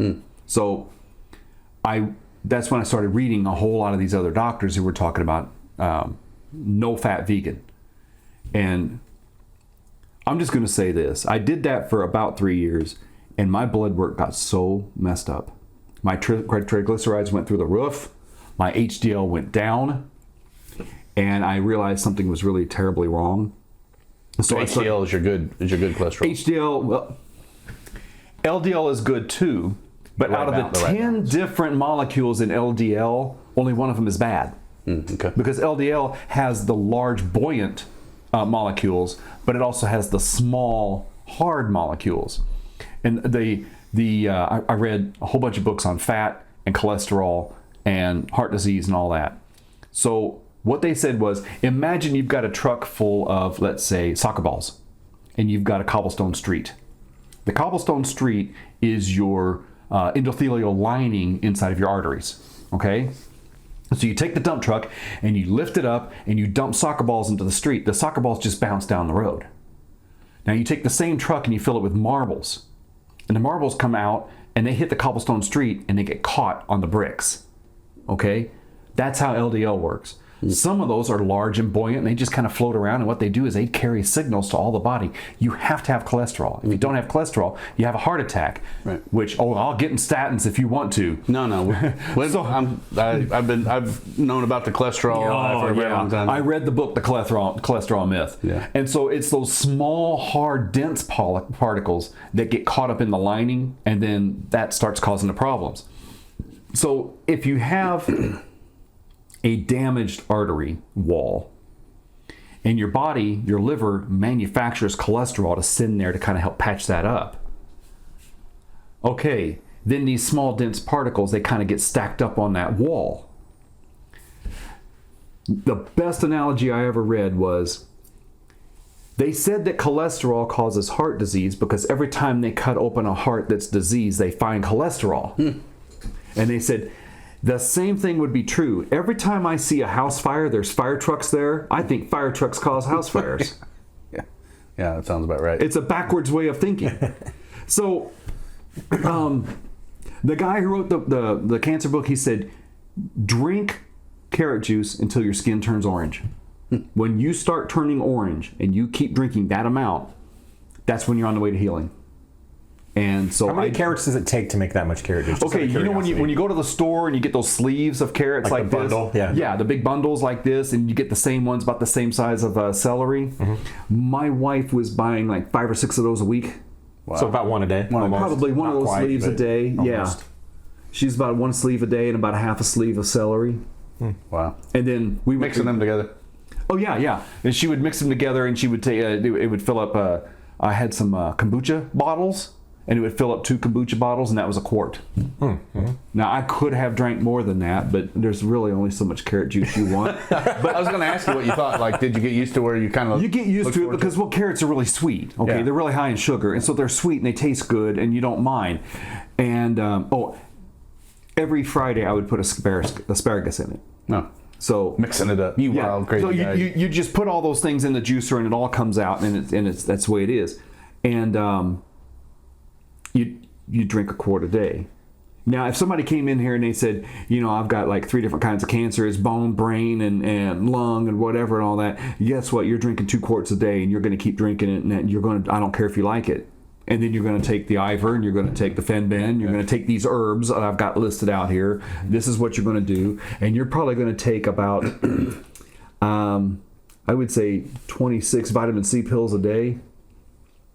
Cancer cannot stand vitamin C. I'll be shocked if this one survives YouTube. I'll be shocked. Only because, we've got booted off of YouTube several times for even saying the word ivermectin. Are you kidding? When we were talking about, what? They're afraid of it. When we were talking about it with COVID, now it's not a bad word. Obviously, so I want to have a disclaimer. My friend here is not a doctor. He's not prescribing these things to you. Nope. You have to do your own research and talk to your own doctor before you do anything. You can go read the same 20 books I read. That's right. And come up with your own conclusions. And they can probably track you down somewhere. Why don't you tell people where to find do you have a list of the books that you read to kind of give you like an index? Geez. Well, you don't have to name them all. I was just No. They're all on Audible. Okay. I listened to them all on Audible while I was driving around. Okay. And so... I can go on my Audible list and pull them all up and go to my red. That might just be a good resource for people to know what you're basing your stuff on. And now you can put all those books into LLM and do some really nice summaries and cool research. Well, before we get too deep into that, you sell kind of your services for this, right? This is kind of a business for you, right? So I don't want to take away in addition to the massage and the Reiki and everything else that I do, I also help people kind of make right decisions and stop eating garbage. Yes, but go ahead. No. So I was just kind of saying I don't want to get too deep into it because he's done the work to kind of create this product for himself. For sure. I think, and it's worth it. It's absolutely worth it. I'm not. Well, no, I minimizing also it direct anyways. people to these books because they come in here and they're like wondering what this fat bald guy is doing, telling me what to do, and I go, okay, don't take my word for it. Here's some of the books that I have read, and when you start reading books, anything by Dr. Mercola. That's a good source to go to right there. He got canceled too. Yeah, he did. Oh, We yeah. talk about Dr. Mercola, They yeah. tore down his 25-year website and over 250,000 videos and stuff that he had done and collected. Most well-published medical journal doctor in history. Yes, Yeah. absolutely. I get his emails Only every because single he was day. talking about ivermectin. He basically said ivermectin is the cure, and they said, no, it has to be Run Death is Near, and they shut him down for it. And so luckily he had backup copies of all of his videos and all of his articles, and he just said, fine, I'll just go to Substack. And well, he did, and they can't touch him there. But I still get his emails every single day. So let's. Before we pivot, real quick, before we pivot off that topic, Kristen is listening to us and watching us, and she just wanted to kind of mention Kristen also, G. Yep, Kristen G. Hi, Kristen G. And she said her health worsened dramatically on vegan and vegetarian as well. So Yeah. she just wanted to reaffirm. Yeah, so I will never do that that's again. actually the question I was going to pivot to because I've also done a lot of research and I'd never really agreed with the vegetarian track for a lot of different reasons, but there's kind of on the polar opposite side. There's groups of people that say pure carnivore or whatever will just Okay. kind of do the same thing. So I'm not saying either one of them are right. And I know if you're eating cattle that are injected with all kinds of stuff, you're not getting organic sources and all that. You've got other things you're dealing with. But all I'm saying is like the gaslighting that's happened on both sides. And then basically Maha and RFK flipping the dietary guide on its head. I just think it's all kind of funny. I look back and think about how long we've been snowed, and just you get gaslit. You get called all these names because you don't agree with what you're told. And I'm like, well, that's kind of what I've always been that way. Yeah. And if you can prove me wrong, like show me the healthy people that are doing this exactly what you're showing me. Show me a big group of them. They should be all like in a picture. This is a great sales ad, but none of them look healthy. So Okay, I've got a lot to say about that because I've been part? there and I I've said a done lot of all of them. Okay, all right. I was a standard American diet guy, all right, and I decided to make a change. I had been reading article after article after article about vegetarianism. I wasn't searching them; they just kept popping up, and I kept taking that as like a spiritual hint, right? So I went vegetarian. early days LLMs. Early AI is what was getting you. Yeah, no shit. And so after about 10 years of that, I got cancer. And like, how do I get cancer if I'm a vegetarian? I don't even. You hardly, said that. I do all the right things. I do all the right things. I haven't had a soda pop in 35 years, and I got freaking cancer. Yeah. And I got diabetes being a vegetarian. And so, okay, and then when I got the cancer, in order to try to help clear that up, I got into some of the wrong doctors. And I started paying attention to, I was not researching where they came up with their ideas.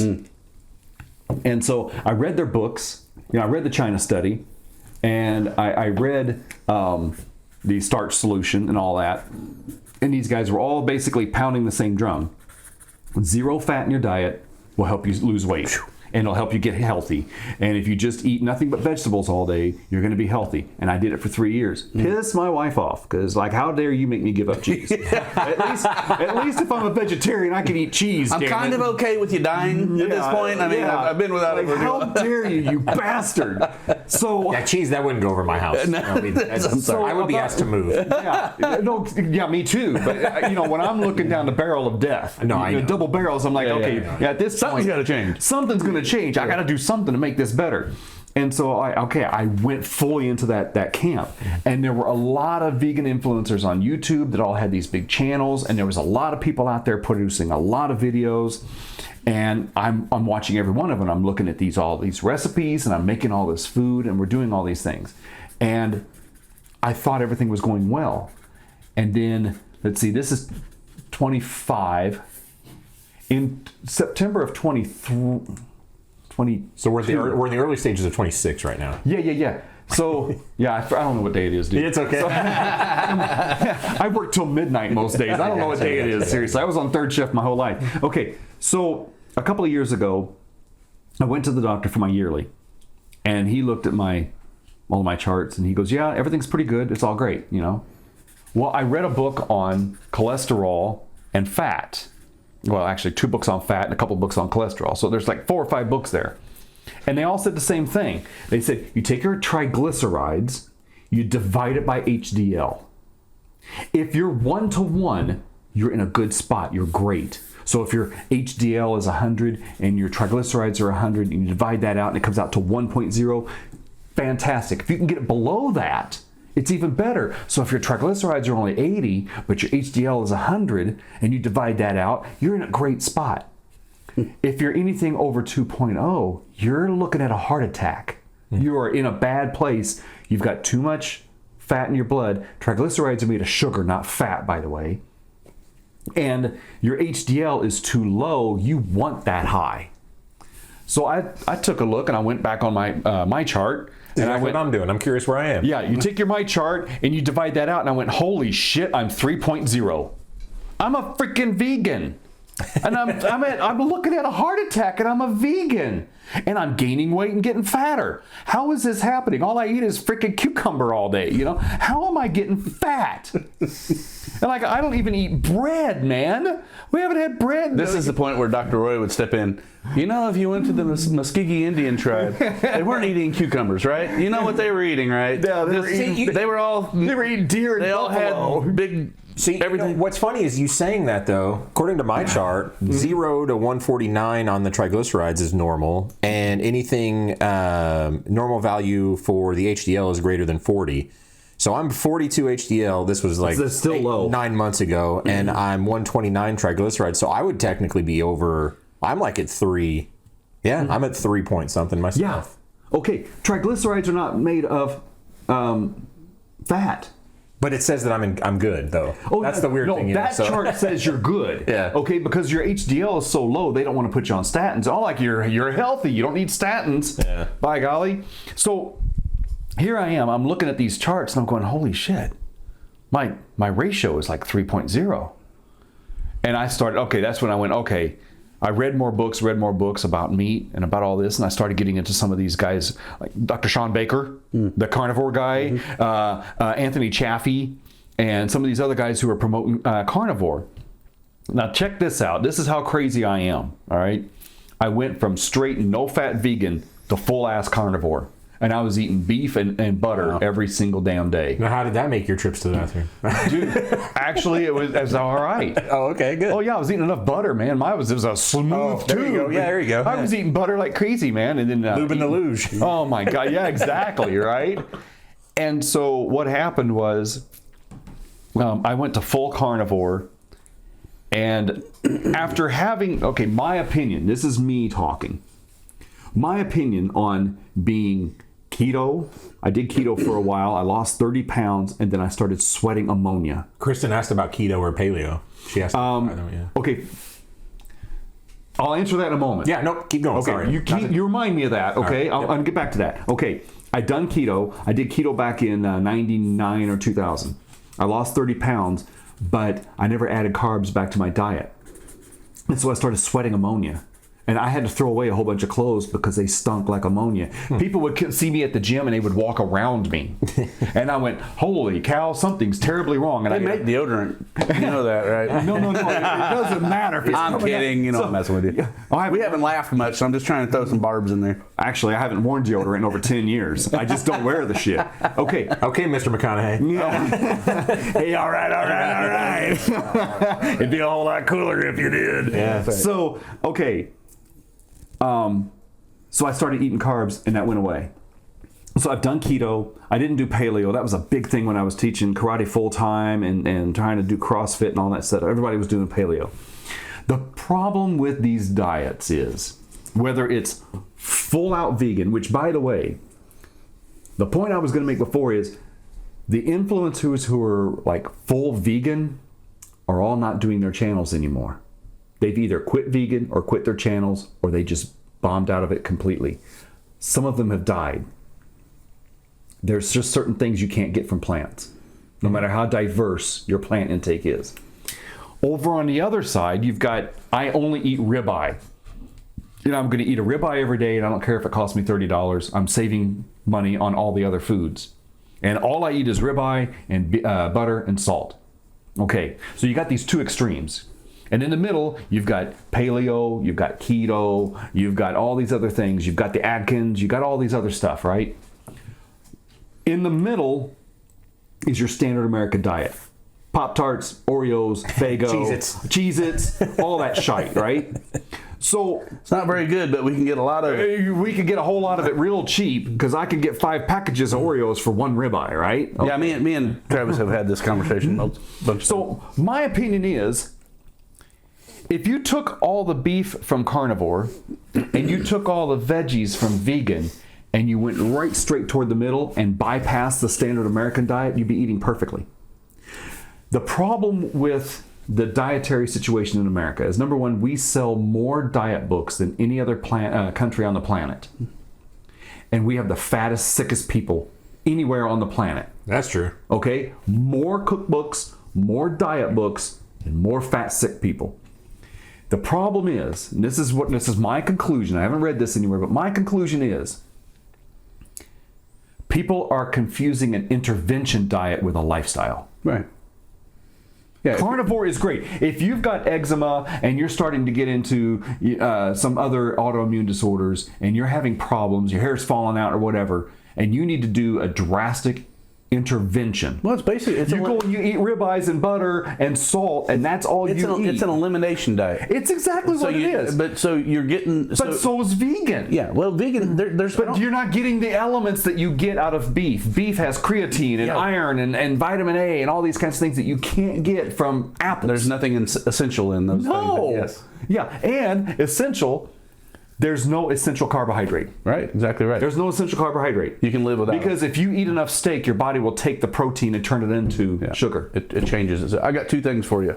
All right. And I know you're going to come back to the paleo. So there's 2. That was all I was going to say about paleo. The one thing that I'll say be an intervention is diet. I'll show you a few of these books that I gleaned from.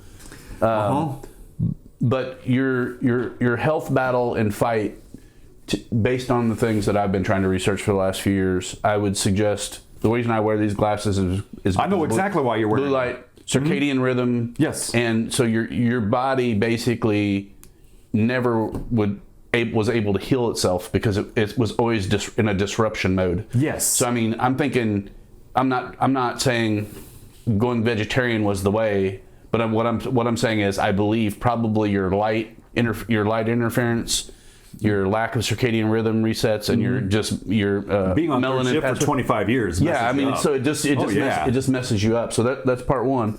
The second part, what I've come to, and it's through smart people, not through myself, but ancestrally, where you've lived where your ancestors have lived for most of their life, and what they've eaten for hundreds and thousands of years, basically, I think would get people closer to their diet, their optimal diet. And it's not just because you live here in the Midwest, because maybe our ancestors only, I don't know how long your ancestors have been here, mine have been here 150, 200 years, but we came from mostly Germany. So what did they eat in Germany? Sure. And what was available, that probably would get us closer to where we should be. And none of that stuff comes in a box, and none of it has chemicals sprayed on it. I guess my point was, I think if we keep talking about, and I have a physical education, I'm an education major, physical education, I took all the classes, I'm with you, and I never believed any of the food guide pyramid stuff. No. It never sounded right. No. But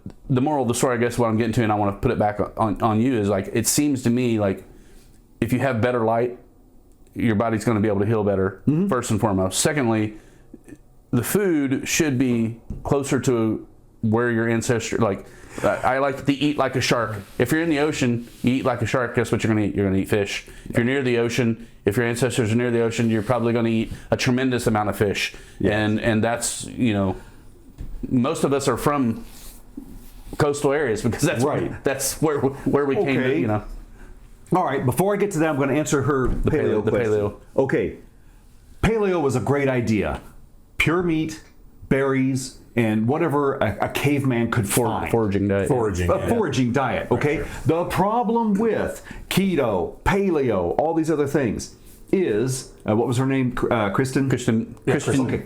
G. The problem, Kristen, is companies wanted to make money off of the dietary scheme, so they manufactured foods that they labeled paleo. And people are like, oh my God, paleo cookies, paleo snacks, paleo breakfast bars. I'm like, was that a piece of bacon? It's kinda If it wasn't freaking bacon, you shouldn't be sticking it in your face. It's like the gluten-free, the gluten-free craziness. It's like, Oh yeah. Well, that's not gluten, it's the glyphosate. Right. Okay, we know this. Because you can go to Europe, a lot of people can go to Europe and eat the tar out I've of seen fresh wheat. Dozens of videos where Americans will go to Europe and they will eat the bread, drink the wine, have the olive oil, have all the butter, do all that stuff, and they lose 20 pounds and they feel like $1 million, and they come back here and they have a loaf of bread and then like they blow up and they swell up and they can't fit in their pants. There you go, throwing out those conspiracy theories again. I know, I'm such a dork. That's hearsay. I'm a dork. That stuff didn't happen to 100 people that I know. It's all nonsense. Yeah, absolutely. All right, so in answer to your question, all right, you were talking about light and eating where you live. All right. The Inuits in Alaska never saw a carrot. They subsisted their entire existence for thousands of years.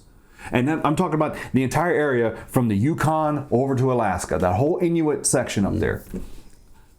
They survived on whale blubber, seal blubber, and fish and seals. That was their entire diet, was like 90% fat. They never saw, you can't plant carrots in the tundra. You can't plant anything in the earth above the Arctic Circle. It just isn't going to happen. It's 40 below year round up there. And some parts, some parts above the Arctic Circle, for months at a time, you never see the sun. You can't plant any greenery up there, okay? So these people proved that you can survive on a high-fat diet, and that if you are in that lifestyle and you eat where you are, that you can not only survive but thrive. And I know that all the cartoons shows the quote Eskimos, which is a racial slur, but all the Eskimos as fat people. Well, no, those were coats, man. These were really keep warm. Yeah, you have to keep warm when it's 40 below and you live in an ice house, right? Exactly. So these people were eating off of the land. Now, when you were talking about our ancestors who came here, our ancestors, you and me, because my ancestors came over like right before Civil War, okay? Early Mostly 1800s. Amsterdam to northwestern Germany and up into the Netherlands is where most of Mine was Germany. A lot, like 3 out of the 4 of my grandparents were of Irish. Yeah, I'm Irish. I'm a lot of Irish. I'm a whole lot of Irish and Scots Irish. Yeah. Okay. not too far apart from each other. 25%. One grandfather was German and came from Germany, but he was also half Indian. So, that's my, okay. Like Native American or India? No, Native American. Okay. So, I'm German, Irish, and Native American, which means don't get me drunk because I'll come and kill your whole race, right? Just give you a pipe, you'll be all right. He's just kidding, YouTube. Yeah. He's just I'm just kidding, YouTube. It's just a joke. It's an ancestry joke. Relax. Moderators. I'm not even suggesting that people should go so crazy to say, well, if I'm from Germany, I need to eat. Like I'm just saying. I'm just sauerkraut. saying, if your ancestors ate it for hundreds or thousands of years, you might want to think about leaning in that direction a little bit, and your body just might start remembering some things that I tell my clients, eat like your grandpa. Yeah. Eat like your grandpa. Okay? Meat and potatoes. When was the first refrigerator Eggs and invented? bacon. The 1950s. Yeah. Before that, Box of ice. So like the ice box, or you mean the actual refrigerator? Well, that was a window we of had the time. refrigerator, but we had a box full of ice. Yeah. Or we had a box with an ice shelf on it with slits in it, and then the cold would come down and keep some things cooler, like milk, okay? Yep. Which was traditionally left on the counter because you drank it in a couple of days, right? And it had so much cream in it. Go milk the cow and get some more. Oh, yeah. It wasn't processed yet. It came straight out of the teat. It came right out. And it was delivered by a guy on a truck. That day, you drank your milk, and the next morning, you're going to get another jug of milk. That's my 15-year-old's biggest thing now. He wants raw milk. Oh, I love milk. So, Love milk. what did we do to meat to keep it good? We salted the hell out of it, and we wrapped it in gauze or cheesecloth, and we hanged it. We put it in either a root cellar, or we hang it out in the barn, or we would smoke it so it'd be fully cured and smoke it in salt. And when we wanted some, we would go out there and hack off a bit of it and put it in the skillet and cook the stuff in animal fats. That's why most people that don't understand, if you do more like I wouldn't even say paleo, but a carnivore or high meat diet, you really have to have a massive uptake of your salt. And again, it's ancestral. That again, you just kind of told the picture of what it is. Because salted if you're the hell eating out on the of meat, you had to everything. salt everything to cure it, to keep it around for longer. And But I'm going to add a caveat to that. It's not refined white salt. oh yeah, that's yeah. I mean, because that's garbage. It's 100%. Your body doesn't need sodium chloride. Your body needs salts as a plural. It's got elements in it. When I show people, I keep a bag in my office of Redmond's real salt because that's all I use. That's Like the only closer thing. to sea salt is it like more like No, it comes from Utah because okay. Utah used to be an ocean. oh yeah.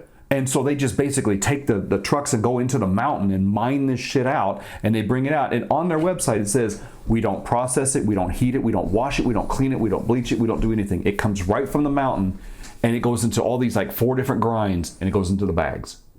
And so I keep a bag of it. It's one of those refill bags with a spout, and I keep it at my desk at my office, and I say, this is what you should eat. Look at that salt. You can see the flecks of metals and minerals and all that kind of stuff in there. It's dirty because it comes from the earth. That's what our body is, right? We're atoms made up of elements, okay? Taking salt from a mountain or from what used to be a seabed and bleaching it is not salt. That's not what the Romans salted meat with. That's not what they salted meat with for 1,000 years in Europe. That's not what our grandfathers salted meat with. Morton's came along and said, oh, I bet I'll make it look uniform and everybody will find it attractive and they'll buy it. Well, great, it's attractive. So is a cookie, but that doesn't mean I need to eat it, you know? So, What about the pink salt? okay, Himalayan, like yeah, like the Himalayan. pink salt is good. I don't think it has the mineral spread that like sea salt does. Says it has 84 trace minerals. Yeah. But funny enough, Redmond Real Salt is number 1. Like that is what when I Google it. Absolutely. That's what you should eat. It's second only to Redmond's Real Salt is like Celtic gray salt. Yeah, there was something Celtic there too. Yeah, if you find Celtic gray salt. Celtic sea salt is what this Yes, is. well, Whatever. but if it's gray in the package, that's what you should put in your body. Not anything white. Because I see people go to the store and they'll pick up a package of sea salt and it looks just like Morton's. I'm like, well, it was just as processed as the other stuff. Who cares where it came from if it's not real? It actually says the Celtic sea salt is lower in sodium. Of course it is. Yeah. Well, Did you know that the FDA set the American standard for sodium at 2,200 milligrams a day? That seems high, but okay. Well, the American Heart Association said, hold my beer. And they said, no, we hate salt so much that we want you to only have 1,100 milligrams a day, which is basically like 2 slices of pizza. And then you're done, okay?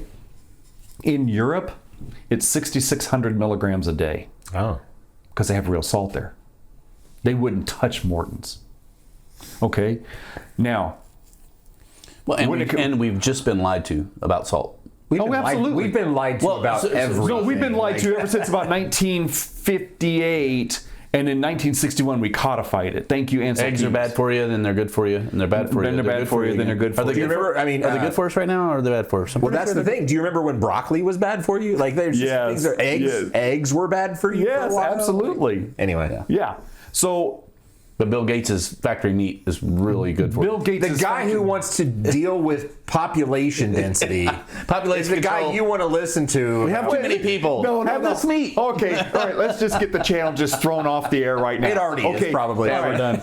The YouTube doesn't stand same a chance. guy who has been saying for 25 years that we need to just basically erase 1/3 to 1/2 of our population Yeah, that on this guy. planet. Yeah, that guy. That guy held up a needle and a vial during COVID and said, I have the vaccine that Yep. will save mankind. I That thought, guy. you son of a bitch, you've been trying to kill us for 25 years, and he now finally did it. you want to save your life, right? No, now he did it. Yeah. Yeah, I'm not even going to try to upload this one to YouTube. I don't think.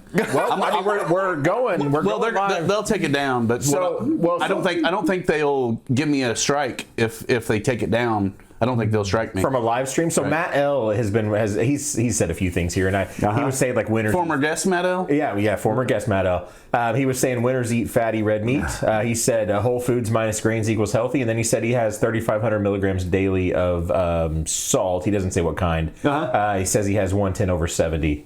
Absolutely. For his BP. But anyway. Did you know that if you reduce salt, your blood pressure goes up? They've been telling us for 40 years. They've been telling us for 40 years, if you eat salt, your blood pressure is going to go up. Yeah, temporarily while your body tries to figure out what to do with it. But if you're eating real salt every single day and you have enough. I need to find this Redmond stuff. I've never heard of that. Oh, dude, it's amazing. You can get it at Walmart. Oh, okay. I thought I had a clip, but the summary of one of the things I said was, I think it was a humorous thing. It's like they sold us the statin drugs to get rid of cholesterol, and they wonder why our brains are going down. Do they know our brains are mostly made out of cholesterol? Mostly made out of cholesterol. Oh, by the way, so are all of your sex hormones. Yeah. So are most of your neurotransmitters, and so is all of the nerve sheaths around your nerves. So if you start reducing cholesterol artificially, but drugs artificially take it out of your body, what do you think is going to happen? Why do you think we have so many neurological disorders? Why do you think we have so many people that are suffering from all kinds of... No, but they did all the testing. None of that stuff's going to happen. Yeah. Did you read the side effects of the cholesterol meds? Because they actually cause heart attacks. Yeah. I mean, come on, man. So Matt says it's Celtic salt that he uses. Yeah, there you go. 100%. Okay. I'm fully behind Celtic salt. I'm fully behind Redmond's. I sometimes occasionally use pink Himalayan. I used to use it all the time until I found Redmond's. It was Tom DeLauer, his YouTube page. And he's the one who suggested that. It's great when you're fasting. Suggested the Redmond's? No. Yeah, Redmond's. Okay. Yes. Yeah. Mm-hmm. Yes. Because, you see, when you're fasting, what happens is your body is starting to go through a flush routine. Mm-hmm. And when you get so far into the fast, you reach a state called autophagy. And autophagy means to eat the self. Mm-hmm. Okay, phagy means to eat, auto means yourself. Mm-hmm. So what happens is your body starts like rummaging around in the attic for all the things it needs to get rid of. Looking through the pantry of what's left. Yeah, exactly. And so what happens is it says, well, here's some budding cancer cells that we need to get rid of, and it shreds them apart and eats the parts, right? Mm-hmm. So in the process of all that, you start peeing a lot when you fast because your body's flushing everything out. Mm-hmm. It's losing a lot of water weight because, well, every glycogen molecule in your muscles holds 3 molecules of water. So every time that you work out, you're going to pee a lot because you burnt a glycogen and it carried 3 molecules of water with it. Okay, which is why if you take creatine when you're working out, you build your muscles back up because it holds on to water and it shuttles water into the muscles. So, at a certain point in your fast, you're going to feel real run down. You're going to have flu symptoms. You're going to feel like you're getting sick. You're going to feel just generally like garbage. So if you take Redmond's real salt, and I'll just pour like a nickel-sized part in my hand because you can't mix salt with cold water. It just doesn't work. Mm-hmm. You just get a cup with salt at the bottom of it. So I usually will lick that out of my hand and then drink just a cup of water. Just regular room temperature water. And what that does is it balances your electrolytes because you're peeing so much in the fast that what happens is you're having an electrolyte imbalance. And that's what makes you feel like garbage. So you get the electrolytes back in there, not with Gatorade, but with real salt, and you drink some water, and within 2 minutes you're perked up, you're ready to go, you're focused, and you're ready for another 8 hours. I feel like we're bouncing around a little bit, but I'm gonna on the fasting side of things. Have you ever done a pure dry fast? Yeah. Like 100% dry, like no water, no anything. I've gone the better portion of the day without taking anything in. Because I've done both ways, and what I will tell you, and my longest fast, I think, I haven't done a 72-hour fast. I've done a 36-hour fast.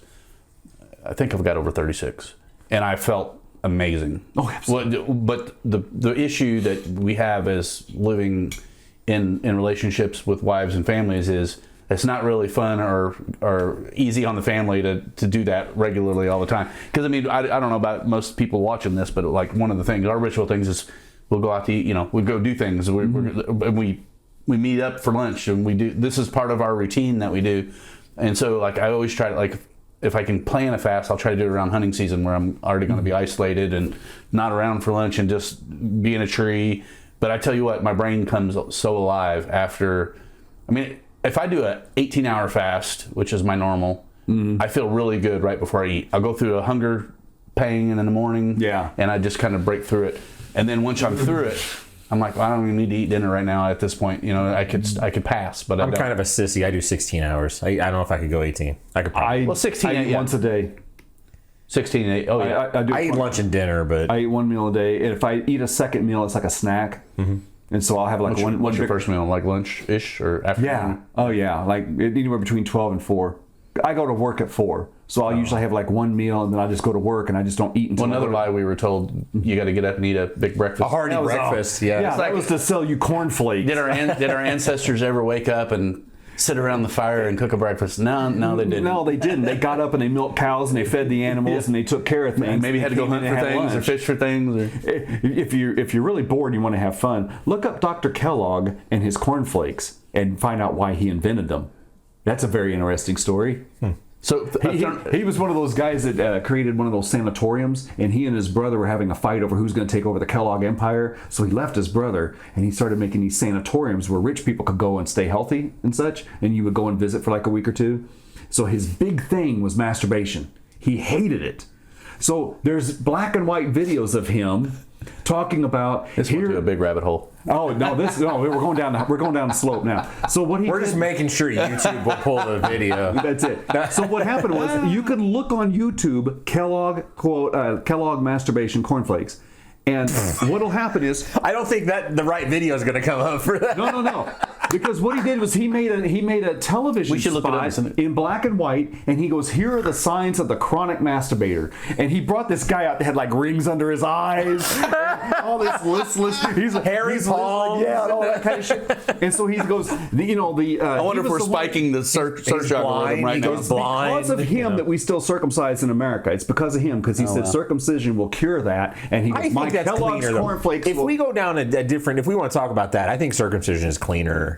I think it's easier. I think there's a lot of cleanliness issues. I also tend to agree. But anyway, continue about the Kellogg's. But anyway, he says Kellogg's cornflakes will cure the chronic masturbator. How? It's a video on YouTube. I'll find it, but I want to know how is my cornflakes going to keep me from? I don't know, man. From tugging the rope, I don't know how. From choking the chicken. Yeah, come on. Man. But that's exactly that's where cornflakes got its start, is because he was in a war with his brother over who's going to make the best cornflakes, and he came up with a different recipe. His brother didn't trust him or like him. Best anti-masturbatory They had a whole show about this on either the History Channel or one of those other channels, and they were talking about the history of cornflakes, like the food that made America. I think it was that show, and it was talking about the two Kellogg brothers, and one of them thought the other one was a dolt, and so he didn't trust him with the business. And he goes, "Well, the heck with you!" And he went and started his other. I'm going to make my own anti-masturbatory cornflakes. No shit. Exactly what happened. I think the theme of this podcast is, and I've got a clip actually. I think it cues it up really nicely. It's a shout out to Peter McCullough. It's coming. It's coming from the Wellness Company, which is his company, and they posted this on Facebook. And it's humor from Jimmy Dore. Which, ironically, Jimmy Dore has historically been someone what I would say I didn't agree with politically in a lot of capacities when I was maybe 10 years ago or whatever. But he is one of those guys that calls out kind of both sides, kind of neutrally. And this isn't a political conversation, but I want you to listen to this clip, because everything that we're saying, I always say, like, take what I say with a grain of salt. But if it makes you curious enough, go do your own research. If you have to talk to a doctor, talk to a doctor. But this, we've even been mocked by doing research and looking at our own information, even though AIs and all these different things can bring us the most in-depth information. Some of it will lie to you, but like I'll talk about the AI agent team here in a minute. But you got the sound on? Oh, well, hang on. Maybe not. I'm ready for the viewers, but I want to tell you about an AI agent team concept and let you stew on that for a minute. Okay. Are you ready to go? Hit it. I'd never noticed this before in any other time of my life, but you weren't allowed to ask questions and at any point during this. You just had to do what the man on the TV said, right? You had to do what the man on the TV said without questions, and then you're a good person. But if you question it, then you're a white supremacist Trumper. You're like, whoa, no. And when people tried to get informed about that, other people shamed them. They would say, please tell me you're not going to do your own research. Before COVID, doing your own research used to be called reading. would never shame people for trying to get informed, no matter what other subject it was, no matter how unimportant. Like if I say, hey, I'm gonna go buy a car. Don't look into it.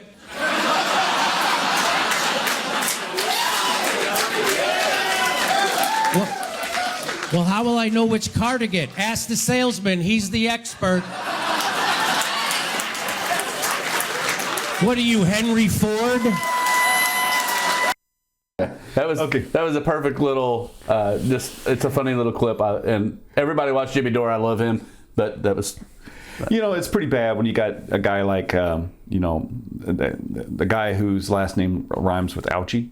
You know, that guy? Yeah, Ouchie. Because I'm trying not to get you guys canceled here, okay? Oh, no. We're past that. Yeah. So Spotify won't take us off the air. Rumble won't take us off the air. I hope he gets sued. I hope the auto. They just put out an Interpol a warrant on him. They said if he ever leaves America, he will be arrested and tried for. Yeah, I can't remember if it was awesome. India or Australia, but it was one of those countries that said if you ever leave America, we have you.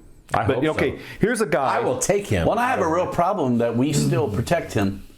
Like Only because of that order. even if we don't charge him anything, send him to Australia. Only because that auto. Let somebody else do it. That auto pin order is the only reason why he's protected. That is true. And that's not been undone. But here's a guy who wrote a paper in 2018, and he wrote a paper about the Spanish flu epidemic from 1918.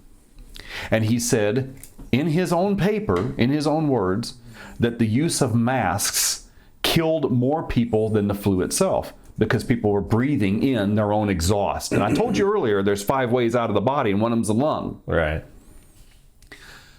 He also said the 6 foot thing was just made up. He made that up. That was just, it was arbitrary. Yeah. So here's a guy who wrote a paper in 2018 that said masks kill more people than just breathing the air and getting sick. This guy made up the 6 foot rule. And then in 2018, after the paper was published and nobody knew about it, he predicted on TV, yes, there will be an epidemic. We're going to have we're going to have a pandemic. It's going to be really terrible. It's going to be really bad. How would you know that? Okay, but then during 2020, he said everybody has to wear a mask. We're going to make it federal mandate. You have to wear a mask, otherwise you're going to get shamed in the parking lot like I was, and then blah, blah, blah. And then he turns around and he goes, well, we understand that masks don't work, but if you need to wear a mask anyway. And then he went and says, okay, yeah, masks don't work. They cause more harm than good. But if you wear 2 masks, it shows you're a good person. How about a mask while you're driving by yourself? Mask while you're driving by. There were people walking down the street. There were people in the oceans off of Florida wearing masks in the freaking oceans. I'm like, are you people that? That's how you waterboard yourself. I'm like, holy shit! Like, are you kidding me? Come on, when's feeding time? And so, this guy was as corrupt as there, and he used the same protocol that he used during AIDS. Mm-hmm. Yep. And he repeated that same protocol during COVID. And then as soon as COVID was over with, he said, oh yeah, well, there's another one looming in the darkness ahead. Like, you know what? You couldn't be fired and put in prison fast enough. Mm-hmm. So, and then he's in bed with Bill Gates, who's like, I have the cure. Yeah. I'm going to save the planet. I know how to kill you all. I mean, save you all. I'm going to spray chemicals into the air to block out the sunlight because global warming. Because that will save mankind. Isn't that how we stop the machines from using solar power? That's how we stop the machines in the Matrix. Yeah. So, okay, you were talking about light earlier. Yeah. Before we go there, we'll circle back around to light. I got one more clip. Go ahead. And this is, I know most of the people, or all the people that are listening to this, probably. I don't want to say think like we do, because that's not what I mean. I mean, you think for yourself. Yes. You don't believe everything that you hear. Even the things, some of the things that you've said, some of the things that you said, I'm like, I'm going to push back on that a bit, or we don't agree. This clip came across whenever it's kind of allied with Chase Hughes. I don't know if you know Chase Hughes, but he's got a thing that's called NCI, and he was a CIA trainer. He's learned all about how government and PSYOPs are used against us. From marketing to intelligence agencies, all the way back to 1938. So basically, the story behind whatever the propaganda is of the day. And so, one of the things that even we're talking about local, me and Travis or sitting down with some guys and talking about local politics, and it's really strange to me to hear people basically parroting different talking points and narratives from things going on in Minnesota or things going whatever, and it's like the next thing that floats by, we're just gonna all, oh, I'm enraged, I'm so mad. I hear something like this, and I'm like, I just feel like everyone should hear what this gal says and take it in. And like the goal for me would be to train my kids to think like this, but also if someone finds what she's saying interesting, is just like do your own research about what she says, right? You mean read? Yeah. Well, read. Have a The listen. highest form of intelligence isn't IQ, it isn't logic, it isn't memory or speed. According to neuroscientists, the rarest intelligence is something entirely different. Most people never develop it, and those who do quietly outgrow everyone around them.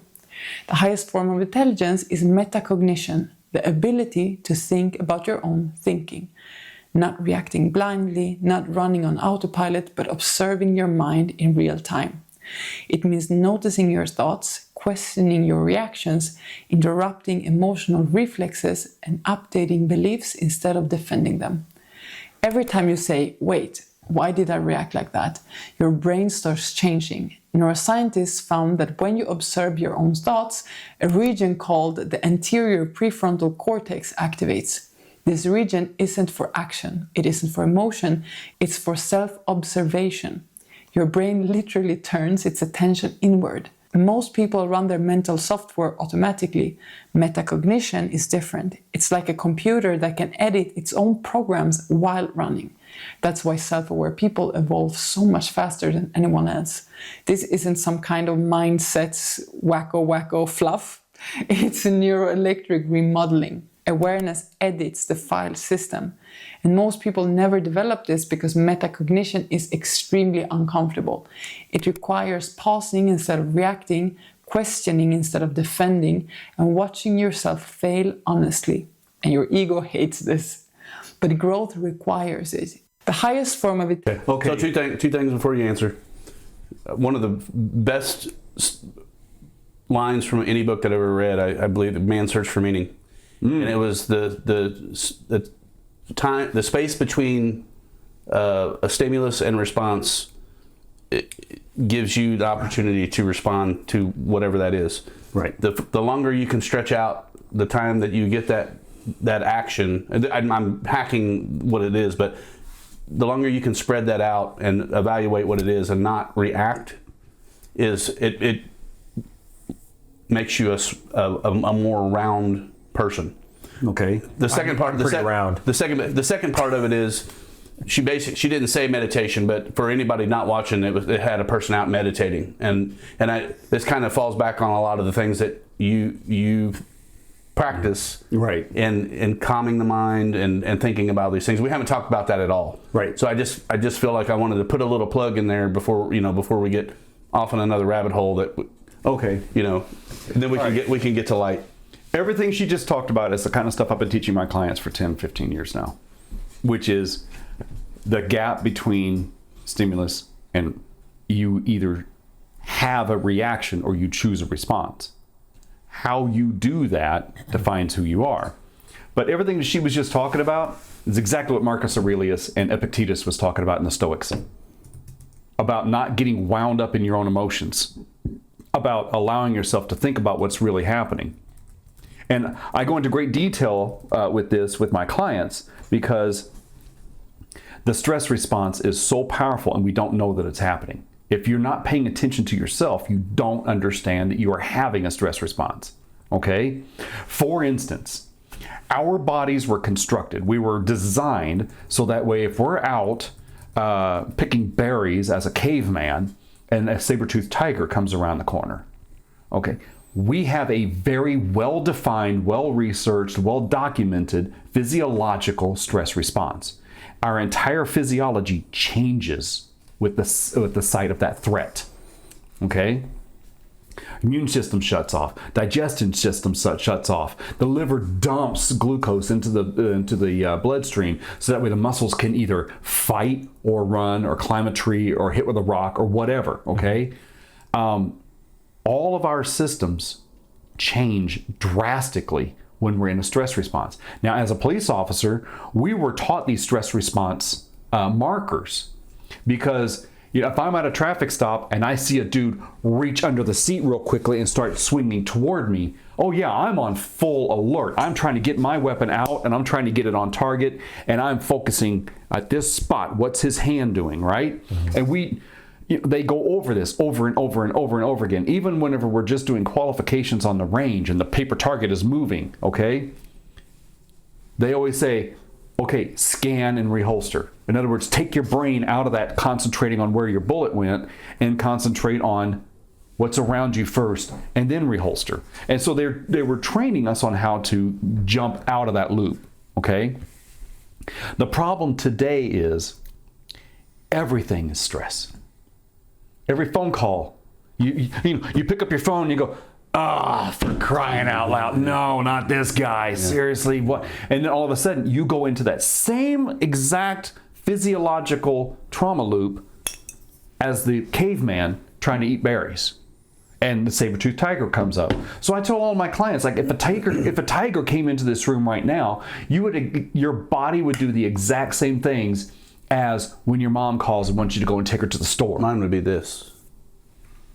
Oh, you couldn't see the shotgun. Yeah. So, what's the 10 gauge? I was going to say, mine's on my ankle. And it's a bigger one. Mine's over here. It's okay. There's plenty around. I've got a 9 mil, like Glock 43. Oh, cool. And you saw the backup over on the thing behind me. We've got an AR back here. We're fantastic. We're ready to go if anybody decides to. Good. I got a Ruger LCR on the ankle. There you go. So, Oh, wait. oh, there's his. No, it's another one. That's the Colt. Is that your Colt? 45. Yeah. Okay. Yeah, there you go. So here's the thing. What she's talking about is the intelligence to be able to recognize when you're having that response and stopping it in its tracks. Yeah. Because ultimately, if a phone call puts you into a panic circle, where are you at right then? Right. And so, I tell my clients, there's you either have a reaction, which is based on emotions and based on trauma response and based on physiological changes due to stress and threat and all those kinds of things, or you can realize this person didn't really realize what they were saying, or they weren't really trying to specifically hurt you. Don't get wrapped up in the emotions of taking that seriously, and wait until they're finished and then formulate a proper response to that, as opposed to falling into a reaction. Most of our arguments nowadays wind up because somebody says something, and then they call you a Nazi. Yeah, then they call you a Nazi fascist, you're a racist, and you're an Islamophobe. So what other big words can I use? What other words can I use? Whatever trauma words can I use to gaslighting? Wait, no, that's what I'm doing. That's not what you are. Somebody says something in a conversation, and this other person takes that personally somehow, and they go, "Oh, I'm triggered." No, you're not triggered. You're just taking things personally. So what happens is they go, "Well, hey, wait a minute, that hurt my feelings. Now I'm mad and I'm upset, and now I'm going to say something to hurt that person."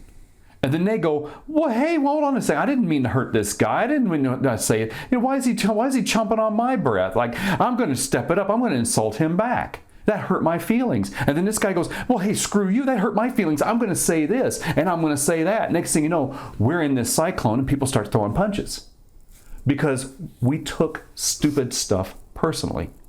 Now, there was a meme that went around. It goes around every couple of years, and it shows the box of Lucky Charms. And it says, Irish people are furious because they have decided to take the leprechaun off the box of Lucky Charms. And then at the bottom it says, "No, we're kidding. We're Irish and we couldn't give a shit." So since I hacked it, I gotta come back. But so the book Man's Search for Meaning was basically Viktor Frankl's in his time in the concentration camp. He's in the concentration camp. I've read the book. The exact, and everyone, I think every kid age maybe freshman year, absolutely, every person in college, like, we should all be forced to not only read it but also have conversations about it and discuss 100%. So the quote in the book is, "Between stimulus and response, there's a space. In that space is our power to choose our response. In our response lies our growth and our freedom."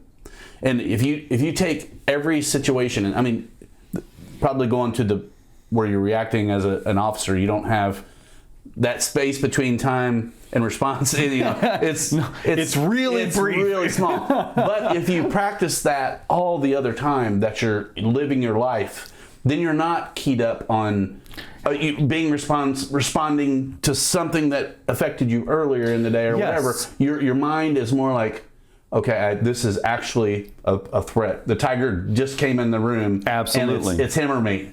Well, as a policeman, insults are thrown at us all day long because, well, you needed my help, but now that I'm on scene, I become the new enemy. So if a guy and his wife are fighting it out, and then I walk into the room, it doesn't matter if they were fighting each other. I'm the new enemy now. Yep. And they're going to start offloading onto me. And that's the most dangerous call, right? Absolutely. The domestic violence. It's one of them, because when she realizes you're about to take the moneymaker out of the house for a few days, now she turns on you also. Like, how dare you arrest him? Yeah. I just wanted him to stop hitting me. He's done that now. Yeah. Now you can leave, right? So there are a lot of officers who will take personal offense to everything that's thrown at them. Right. And the next thing you know, we have these, excessive force lawsuits, and we have guys getting in trouble and all that because they took something personally that wasn't ever meant for them. It was the uniform, but they took it personally. And what was going on before the uniform showed up. Exactly. Yeah. And so I teach out of the 4 Agreements by Don Miguel Ruiz, and I teach out of the 4 Agreements. I have all those books in somewhere. Yeah, I'm sure you do, because they're fascinating books. Mm-hmm. Yeah. I teach out of the 5 Reiki principles, and I teach people, like, take that moment to search what's going on in your body, what's going on in your mind. Nothing. The greatest thing about the 4 Agreements, and when I took this and started making it a part of my life, it changed how I addressed everything. Take nothing personally. It's never about you. It's never about you, but you make it about you. And here's the reason why. Okay, between the ages of 0 and 6, between 5 and 7 or something like that, the human brain doesn't have the mechanics, it doesn't have the pieces parts that it takes to make a memory. What your brain does at that time is it's living in the subconscious mind. It's recording attitudes, it's recording emotions, it's recording scenarios, and it's recording your responses. So if you're 3 years old and mommy and daddy are fighting, and daddy punches mommy in the head, that's a very traumatic response. You're 3 years old. You don't even know the dynamics of what's happening. Yeah. All you know is that the 2 people that you love the most are having a problem, and the mommy just got dotted, right? Mm-hmm. This is a very bad thing. That doesn't get put down as a memory. It gets put down as a program in your subconscious mind. Mm. So now, every time that you see people having a conflict from that point on, your subconscious mind pulls the cassette tape out, sticks it in the machine, and hits play. And you go through the exact same emotional loop as when you were 3 and you saw daddy hit mom. It's the trigger you didn't even know. That's why everybody says, I'm triggered. I'm triggered. Oh, yeah. And everybody's talking about it. And it probably is. Oh, sure. Yeah. But what happens is, now you're an adult. You're 30 years old, and the boss is chomping on somebody at work.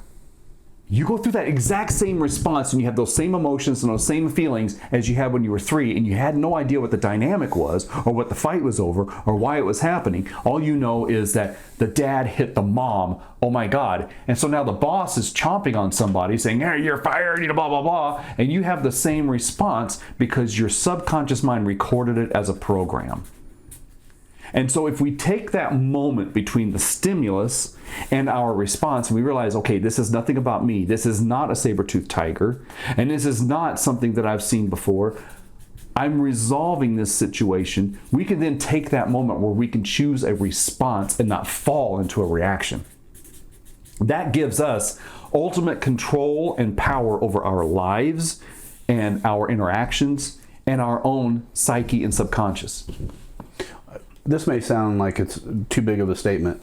I was going to ask you, and we're going to get back to light. We still haven't got to light, but in your field, many people have PTSD. A lot of my early conversations with Brian and some of the other people I've talked to talk about it.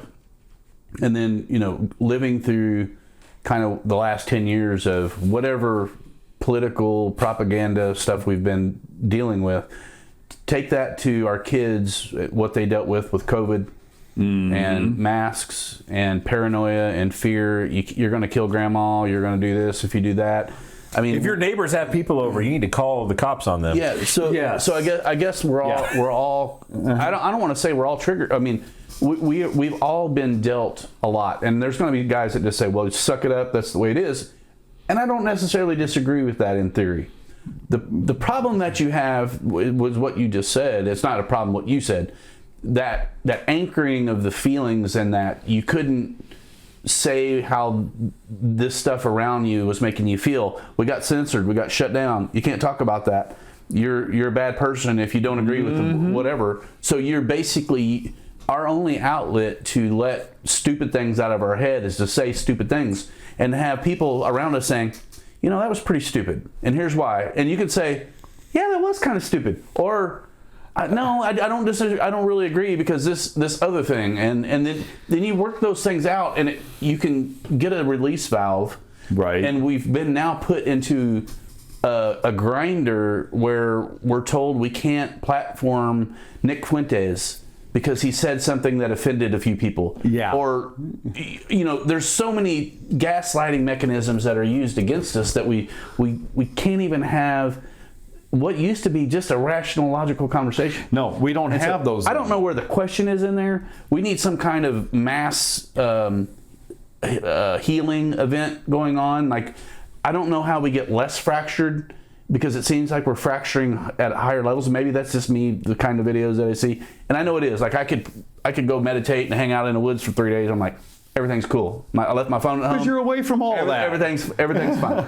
You know, but anyway, so I don't know what the question is, but I do want to circle back around and talk to you about ayahuasca and DMT. Okay. And if you've looked into any of that stuff, but deal with my original. This has happened to us. You're a Reiki master, or I think you're a Reiki master. Absolutely. I'm a teacher. Just what general things would you say to respond with kind of the mass thing that's going on in the world? The mass thing that's happening. And the people who are perpetrating, it's multifaceted. The first facet is, if you disagree with me, I'm going to attack your character. You're a less than person. Right. You're a terrible human being. You're all these words we use. All the isms, right? You're a fascist. You're a racist. You're all this kind of stuff because I disagree with your opinion. Therefore, you are a subhuman. Okay. The people who are falling into that trap. And we know that politically there's one group that does it more than the other group. The other group is like, okay, I'm a racist, you know. And okay, you know what? My opinion is we have now fallen into what I call the Incredibles dilemma. If everyone's a racist, then no one's a racist. Right. You know, from the movie Incredibles. Oh, yeah. If everybody's a racist, then no one is. So the people who are perpetrating that action are being manipulated by the what I would call the deep state, dark state, the people behind the scenes who are wanting to divide and conquer. Yep.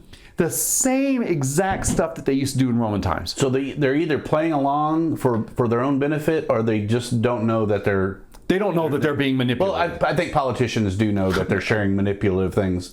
So I think the politicians know because they're the ones who are saying that's misinformation, that's disinformation, that's a lie, they can cancel you. Oh yeah, I'm going to take your platform down, blah blah blah, because I don't want you to disagree with me, and I have the power to do so. Right. And so disagreeing with me is very dangerous. Rather than telling me why I'm wrong and instead of having a debate, a better conversation, I would rather debate any day over logic, reason, and facts. Sure. Okay, and if your facts are different from mine, okay, I want to find out where I got my facts and why that's wrong. I believed in the facts that veganism was great and that eating meat was terrible.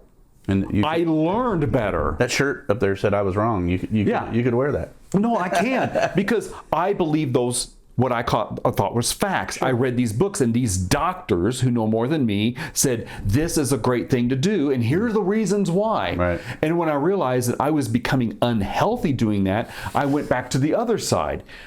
Carnivore is great, but it didn't really set me straight. And now I do exactly what I want to do. Well, you didn't know all the books that you read and all the papers you read were written by pharmaceutical funding. Part of it was, yes. Part of it was.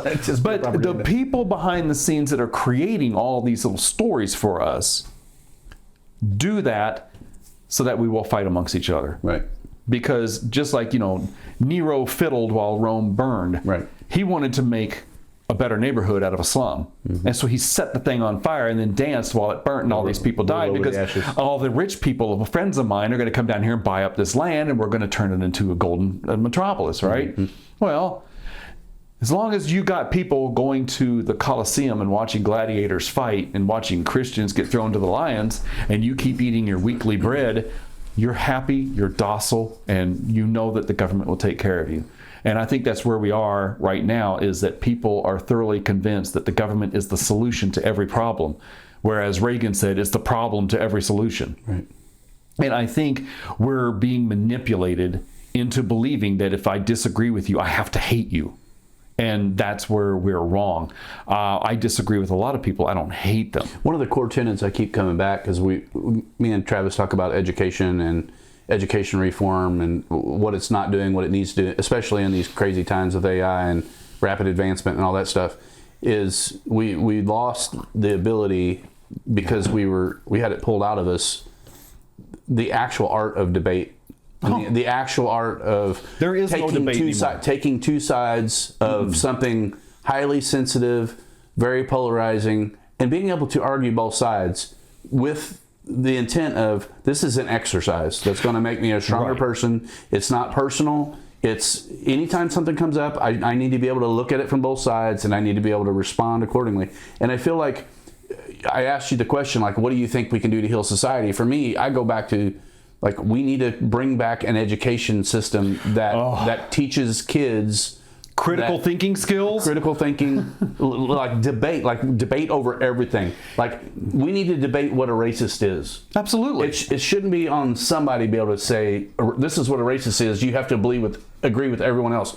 And I'm not saying that person is even wrong, but the kid needs to be able to think through it and think for themselves and challenge the authorities around them to say, well, I don't agree with you, and here's why. Well, I remember having debate class and there being topics that were, I don't want to say taboo, but I mean, divisive. There was one very, like, everybody wanted one side of this, whatever the topic was. Everyone agreed, with everybody, yeah. But you had to now, so like the Holocaust was you bad. had to be the bad guy. So now there's got to be somebody who says the Holocaust was good, right. And you got to figure out how you got to try to spin that. And I remember having that class, and they don't do anything similar. You beat me to saying that, because that's what I was going to say next, was that we used to teach in high schools, okay, here's a topic, however you believe, choose the opposite side and argue for it. Right. And it made you do the critical thinking of, okay, whatever the topic is, whether it's abortion or euthanasia or whatever it is, argue for the other side. Mm-hmm. And it made you realize, holy cow, there are really two sides to every story. I'm not always right. And so you had to argue against your own thoughts, beliefs, and feelings. Mm-hmm. We don't do that. I don't know if they do that anymore. They don't. Do you? I mean, look, I do this for fun because I'm just that kind of nerd and I'm a dork. But I go on the internet, I go on YouTube, and I look up dumb street interviews. Have you seen these people? Seriously, this is why I agree that we need to dismantle the Department of Education, because these people are 20 years old and they can't name women's suffrage. Yeah, yeah. And no, I just saw one the other day, and the guy says, "What countries border the United States?" This girl lived in Germany. She goes, well, she answered the previous question. She said, well, I used to live in Germany for a little while, blah, blah, blah. And he goes, okay, what two countries border the United States? And she goes, okay, Mexico. And he goes, yep. She goes, Germany, I think. Like, are you really kidding me? And by the way, I don't think we should end women's suffrage. I just want to make sure to say that. That was just the joke. You were trying to get the debate. I'm not trying to spark. Suffrage sounds bad. Yeah. So we should end it, but that's not really the case anyway. But these guys will ask questions like, okay, what's 3 times 3 plus 1? They can't answer these questions. It's sad. What year did America gain its independence? They have no idea. What decade did World War II take place? They don't know the answer. What are you learning in school besides protesting? What are they teaching these people? Walkouts. If you're 20 years old and you don't know when World War II was, okay, I have a problem with our system. Yeah. And that's what's happening is, if we dumb people down enough, they will be obedient. Mm-hmm. Yeah. I'm not even going to get into fluoride, but boy, I can go there. But if we don't, I'm like the OG. I'm the OG on that one. I've been talking about that for decades. We've done that on this podcast. We actually had a dentist in here one time. Yeah. I got him looking into what's not called. I haven't looked into the topic that much, but it was a different track, kind of a naturalist dentist, getting away from all the metals. Yeah. I know who you're talking about. I can't. The name is. Well, I mean, I even boil my well water. Okay. So the water that I brought out here is pure. It's glass. Comes in a glass. It's been tested, and it's about as pure as you can get. Yeah. I mean, boiling. I live on a well and a septic, and we even boil our own water. I should test it and boil it and see if it comes up with any residue, just to have a fun little experiment. Yeah, you know. So you didn't. As far as what we can do healing the people, I think we need to actually really go back to the education that we had back in the 20s and 30s and 40s. You know, there were 8th graders doing algebra and calculus and speaking Greek in the 8th grade before the DOE actually took over. The DOE was the worst thing that was under Jimmy Carter, and it was an absolute disaster. And we love teachers. Yes. Oh, no. We love teachers. No, the teachers aren't the problem. Yes. Right. Okay, some of the activist teachers are a problem, but the teachers themselves are doing the best they can with what they have to work with, and they're also handcuffed so badly on discipline that if a child acts up in class, they just have to sit there and wait until gum goes out. Some of these teachers, I don't want discipline my kids. I've had people tell me over and over again, I could never be a cop. I couldn't do that job. And my answer is, I could never be a teacher. Yeah. I just don't have what it takes to do that job. So I remember being, it would have been like 4th or 5th grade, so maybe the early 90s, 91, 92, let's say.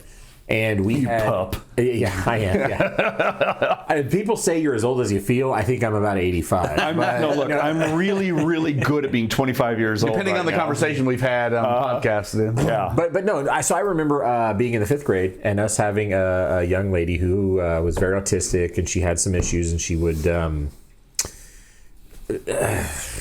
like during class, she would freak out. She would start dumping desks and things. And I remember I'm a big guy, and I was a big guy back then too. And so my teacher and I, he was a bigger guy, but he would get the arms, and I would get the legs, and we would take her out of the classroom. And it was never, I had a lot of respect for her, and I understood what the issue is. That's neither here nor there. But none of that's her fault. Right, none of it was her. Yeah, no. And she actually, it's interesting how the mind works, because if you ask her anything about the animal kingdom, about like gestation or phylum, like she knew the animal kingdom. She was absolutely.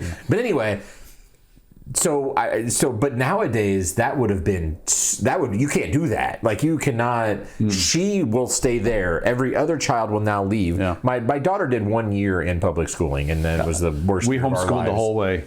Well, so now we're in private school. It was the same school that Chad has sent his kids to, and it's a great school. But in that private school, I remember when she was there for that 1 year for kindergarten, that they had a child who would kind of do this. He wasn't autistic. He was just an angry little boy. And he would just start flipping desks, throwing chairs and everything. And instead of removing him from the situation, they would remove every kid other than him, let him destroy the place until, not security, but like the resource officer or whatever would come, SROs, and like enough people would be there, and then they would take care of the situation, and then the kids could come try to learn again.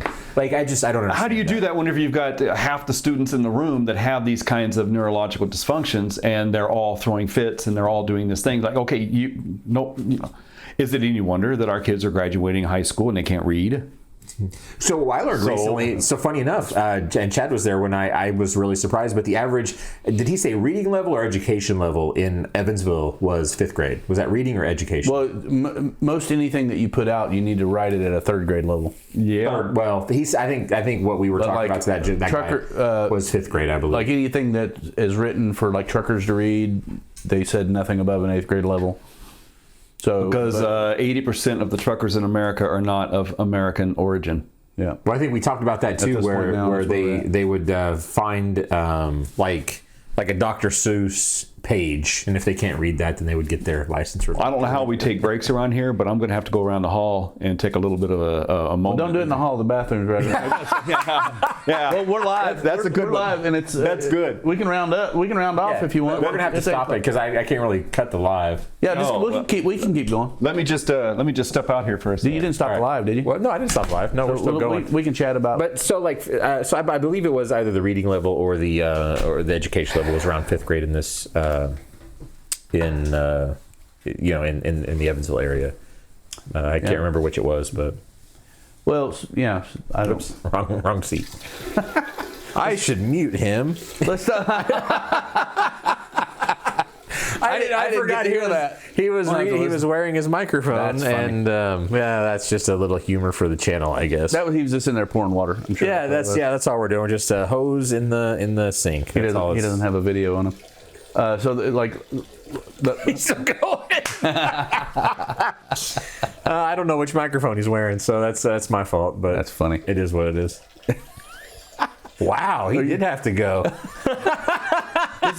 This is the impromptu humor that we did. It really is. It's the little ha-ha that we had. Is that why you want us to have portable mics? Is that what's going on? No, not at all. Okay. I guess I'm going to have to keep... You sick man. Keep better track at which mic we're wearing. Yeah, maybe we put numbers on them or something. Well, it's the color on them. If I could see what color he had on his microphone, I'd know. But. Is anybody watching live still? Yeah, we have a few. Okay. But that's No questions have come up? We're about 2.5 hours in, though, so we are getting pretty deep. Yeah. Yeah, we're ready to wrap up. So when he comes back, we'll talk about. I want to let him talk about light because I dropped light on him. Does he have some feelings about or some? I haven't heard him. It's not something we. So I went on my light journey since the last time we sat down, and so that's why. And I've read books and gotten deep into it.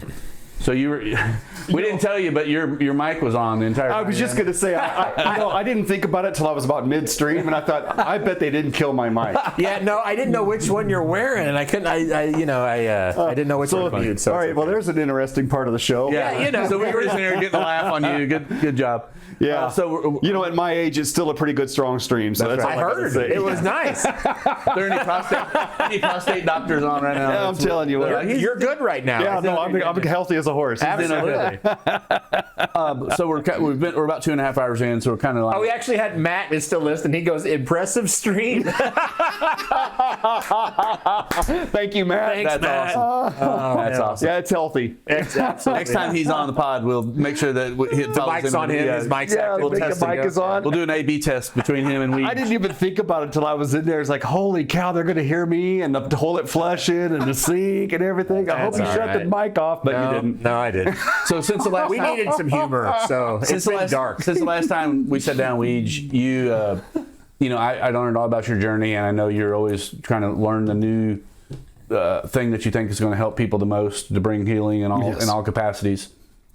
So in that time, probably the deepest dive I went in, besides all the stuff me and Dr. Roy have talked about and the vaccine stuff and all the Maha stuff and all the stuff that's obvious to everyone at this point. Sure. I kind of went in took a different turn with the light story, and that's why I'm wearing orange glasses. The last podcast, we had several people ask why I wear them, and a lot of it has to do with the stuff that's in these books. And so I just, I'm not putting you on the spot necessarily, but I want to know kind of what your thoughts are on what I said about the effects of light, and even with these are LEDs up here, but they're not. So we're not getting them directly. These are incandescent lights. I prefer natural light. So wearing these glasses now, for me, when the sun goes down, it's kind of my body is really turning off. Sure. This is more like campfire light to me now. So it's like pretty well consistently 9 o'clock I'm asleep, but it's getting a little later every night because the sun's staying up. So in the morning now, I don't need to set an alarm. I'm waking up incrementally a little earlier every day because I feel like I'm very in tune with the sun as it goes over the horizon, as it comes back over the horizon. And for me, it does a lot of things health-wise. It just makes me feel like I'm doing the best I can to get back to nature because we're inside way too much and whatever. So I want to turn it over to you, kind of your theory on light Okay. and its effects on our human body and health. I'm sure that you're aware of Dr. Andrew Huberman. Yes. Okay. And all that he has said about routines and light and all of that. Okay. The guy I listened to, Dr. Jack Cruz, Yes. had a deep conversation with Huberman Yes. and turned Huberman in the direction I think that you're getting ready to go. Right. Here's a thing that a lot of people don't realize. If you'll remember earlier when I said whenever we have a stress response, our vision will tunnel. We get tunnel vision. And there have been so many documented cases where an officer will see someone reach behind them and they pull the weapon out, and the officer goes into such a stress response that his focus comes right down and all he sees is the hand with the gun. And when he brings his weapon up to protect himself, they find out that they've shot the hand and not the center of mass like they're supposed to, because they're tunneled on the hand. Is that a gun? Is that a gun? Am I good to shoot? Am I good to shoot? Is it a hand? Is it a gun? Is it a gun? It's a gun. Bang, bang, bang. Yeah, because your hands are pointing where your eyes are. All you see is a hand and a gun. And I've been there in those situations where that is a gun, and you're starting to squeeze the trigger instead of going back up to the center of mass so you can stop the threat, right? Mm-hmm. And then what happens is, you get that whole response with, well, if he can shoot the gun out of a hand, why can't everybody? It's like, that's not how stress works. No. Okay, so let's start with the idea that neurologically and physiologically, when you're under a stress response, you get tunnel vision, okay? In the same way, if you have tunnel vision, you then elicit a stress response. Too many people wake up and the first thing that they do is grab their phone, check messages. Sure. And make sure they have enough likes and see how many hearts they have, and check their Instagram, and they check 17 different social media outlets and see how they're doing that day because they get their dopamine rush, okay? Mm-hmm. Yeah. But focusing on a screen this size not only emits a lot of blue light, even if you put the filter on the phone, but what you're doing is, because you're focusing here instead of out there, what you're doing is you're creating a stress response.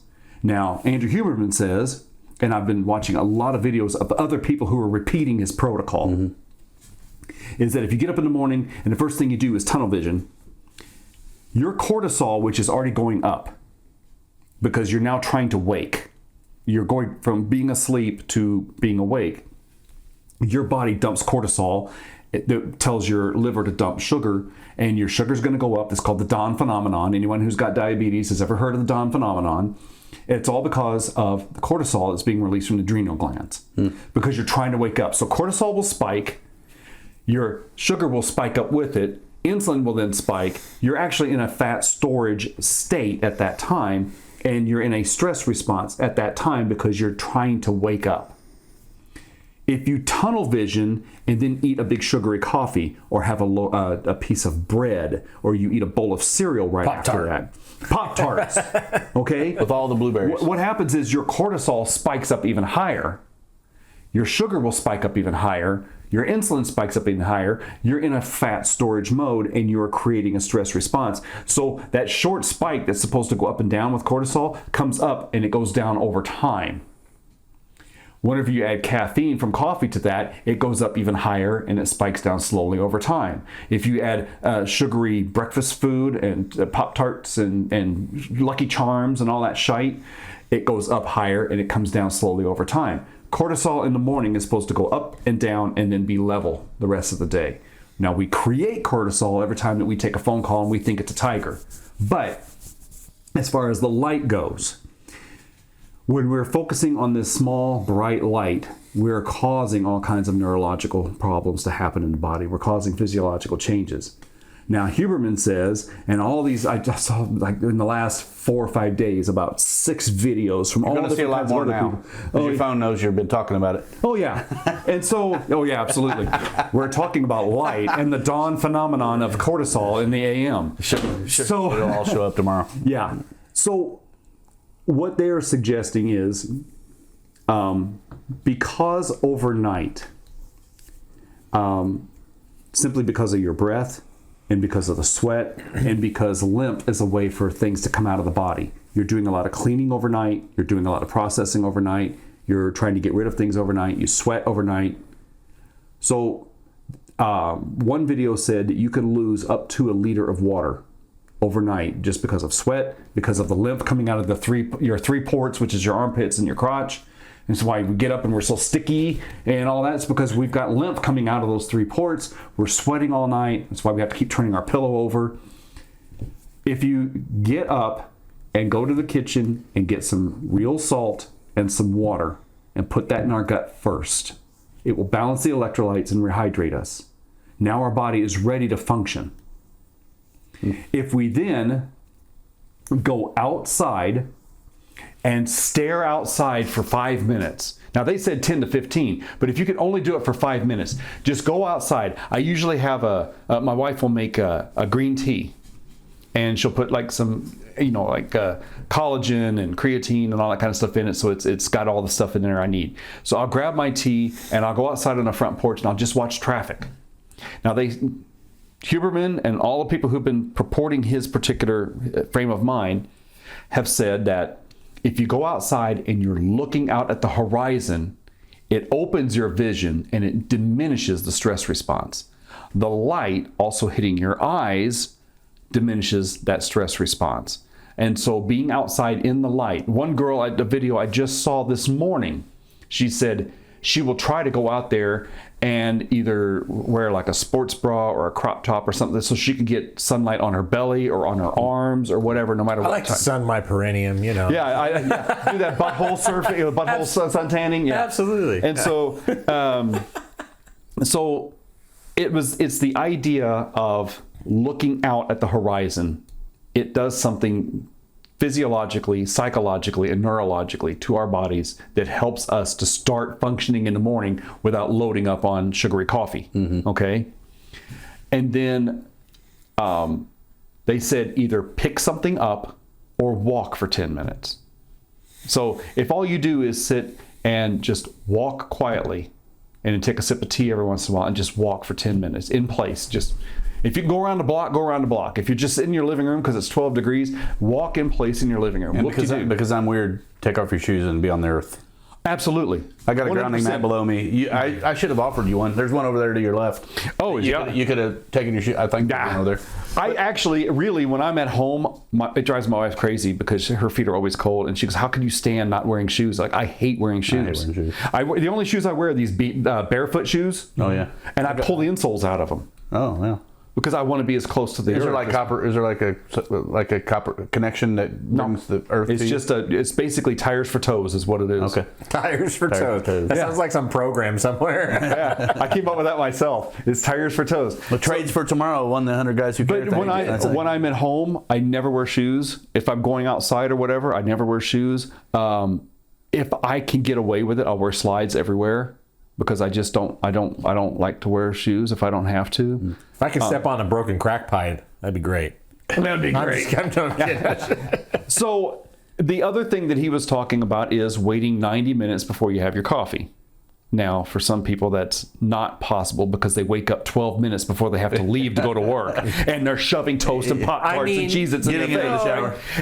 Have you met my daughter? Did you know that that's what she... And so, a lot of people, what they'll do is they'll shove a Pop-Tart in their face, or they'll have a bowl of, Crunchy Pops or whatever, and then what they do is they get in the car and they start driving, and they have to stop off at one of the coffee shops to get a 1,200 calorie sugar bomb before they go to work, for right? $37. And they can't figure out why they're absolutely dead to the world at 10:30. It's like, well, you just basically screwed your entire endocrine system, your neurological system, your physiology, all that stuff. You've basically destroyed it. Well, I guess for me, like I've warped this into my kid's head, and anytime I go into his room after dark, if he doesn't have his orange glasses on, I get on him. And I should be even more stringent, I believe, than I am. And I just believe generally it helps him wind down. He doesn't have all that non-native light in his eyeballs. He's a sleeper anyway. But if he's at on his the screen, age, he's going to. Yeah, but I mean, if he's on the screen, and he also never wears a shirt. Every time I see that he's boy, proud of his little manly. He's never manly physique. His little man pecs shirt on. Now, when I worked in finance, I spent 7.5 years in financial crimes when I was with EPD, and we had this little bitty tiny office, and there were 4 of us. They started off with 5, and then one guy retired, and it wound down being 4 of us in this little bitty tiny closet of an office, and one of the fluorescent light outlets was hardwired into the building, so we couldn't turn it off. So if you turned off the light switch, the other 3 would go off, but the one right by the door was on 24 hours a day. It never went off. It was constant wired. So I brought in a lamp and I sat it on the hutch on my desk, and I wanted to keep the lights off. And like, I want to use the natural incandescent light. And I brought a salt lamp in. Oh my God, the harassment I took for having a salt lamp in the office. Hippie. Oh yeah. So whatever name. So my sergeant kept saying it was the slee stacks from Land of the Lost, because they used to hover around those little globes, those little lights, you know. And he kept calling me a slee stack. And he would come in every morning and he would turn on the lights. He goes, "The sun's up." I'm like, "That's not the sun, pal." I go, that's fluorescent lights. It's bad. It causes neurological problems because it waves at the wavelength that your brain starts having problems. And I would yell at him every day, and then he would yell at me back, and he's a sergeant, so he wins. So well, there's one of the courts next that thing you Shonda know, goes into that he starts bringing a lamp into the office, and he puts one on his desk, and the light never comes back on again. So the last 5 years of that office, we ran by incandescent lamps. Nice. And my little salt lamp there. And you know what? Nobody got headaches anymore, and with the salt lamp in there, nobody got head colds anymore. It just, if you listen to me, maybe every once in a while I'd be right. Well, once I started wearing these things, it's like your eyes get very sensitive after dark, which is a negative. But I mean, I don't go anywhere without them. If I'm driving don't at night, wear those. If I drive, these are yellow. These are like for daytime. I have some like that. So I don't have the. If you drive at night, yeah, I have those. I have like the yellow. I'm driving down the road, bright lights. I'm like, I got to look at the white line over on the side and like absolutely try to do this. But these knock the blast glare off of it. Where do you get those? Online, there's different colors. How do you know what color Amazon link? I can give you. So the color. Yeah, there's a certain company. This is for nighttime. This is for nighttime. If you're in the day, if these are daytime, all the time glasses. So if you're looking at a screen that doesn't have a protector on it, you're getting waves of light that aren't natural. Correct. From the That's sun. my life. So this I'm constantly watching. So this is to block those. They're just regular blue light blockers. These are basically sunrise to sunset, or sunset to sunrise. If you're getting any kind of light. If you wear these, you to me it takes the edge off of everything. I'm really where I work now at. You can get on Amazon. Yeah, they're like these are probably $17. Oh well, that's nice. $15 to $25. You can get nice ones, and I've got them everywhere. My wife harasses me because I have them everywhere. But well, see, I work at the IU Med School downtown, and there's not a light switch in the whole building. Everything in there is completely automatic. So if you walk into a room, the lights come on. If you leave the room, you give it about 17 to 23 minutes, the lights go out. Yeah. So I'll be sitting at my desk, and as long as I sit still, the lights will go out. But see, I'm usually like on my laptop or I'm on the computers at work or whatever, and so I'm always faced with that light. But it's all I have to do is turn the desk this far, and the lights come back on. Is the sensor in the ceiling or is the sensor on the wall? I don't know. I think it's in the ceiling. Covering shit up. Last night I was at work and I was reading a book, and I didn't have my laptop on, and my computer screen was black, and I was reading this book, and the lights went out. And normally, if I move like this much, the light pops back on, and I hate it. Last night, I'm sitting there, I put the book on the table, I reached over for the mouse, I did all You're this like, stuff. come on, hell! Like, now the light won't come Now on. I need the lights, and so don't trip. I'm swinging back and forth like this. I'm like, what the hell happened with all the other days of the week? Now, all of a sudden, you're going to be a dick. So, I finally had to like move around like this to get the lights to come back on. But that would be pretty helpful for me, is because I'm under these fluorescent lights all night long at work. And then as soon as I leave work, I've got headlights to deal with all the way home. Well, so the interesting thing, and you can take a deep dive in this, but there's a particular court somewhere downtown that Shonda's that she has gone in. That's known as basically the people go in there and they have seizures. Yes. Because it's the flickering light. The LEDs are terrible. So there's a flickering thing that happens in this one particular court, and I won't say the judge's name, but all I will say is take that as a signal.